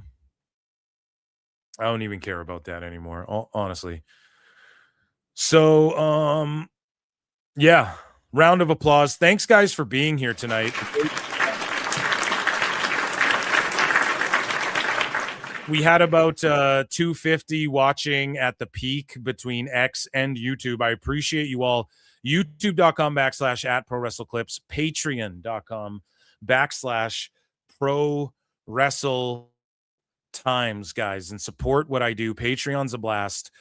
And nobody can abuse the YouTube copyright system over there. Guys, Monday will be a very special Sicko Monday. Okay, it will be a very special Member Monday, insane Sicko segment. So get your memberships. I appreciate you all. Have a lovely Saturday night, all of you guys and gals. I'll see you in the Upside Down. Peace. It is a fast-acting viral strain that infects the host immediately, and upon getting sick, the infected will become racked with coughs, sweat profusely, and start to get the shivers and chills. There he is, the legend. The man, the myth, the legend. Yeah. You can't literally run a promotion just for the AEW, what do they call them, sickos? Thank you very much, TikTok and AEW. See you tonight. Tony Khan started telling people there's no such thing as long-term booking anymore. It's week to week. The best guys, Tony Khan. We just secured the bag. It's not like I tried to be a character. It was just sort of happened naturally. But it was never something I intended. It was just something that happened because the wrestlers asked me to do things in matches, and I do them.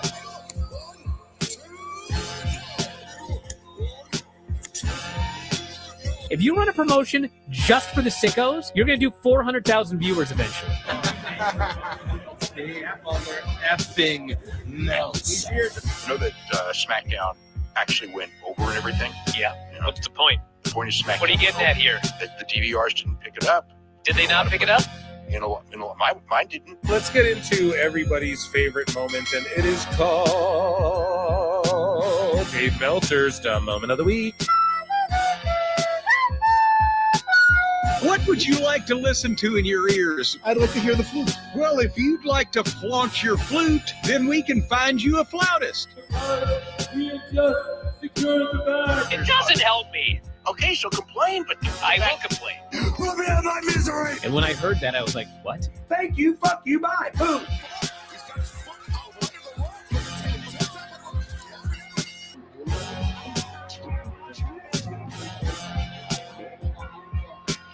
got to run a promotion for everybody. The sickos can be the ones that buy tickets first and spend the most money on the merchandise.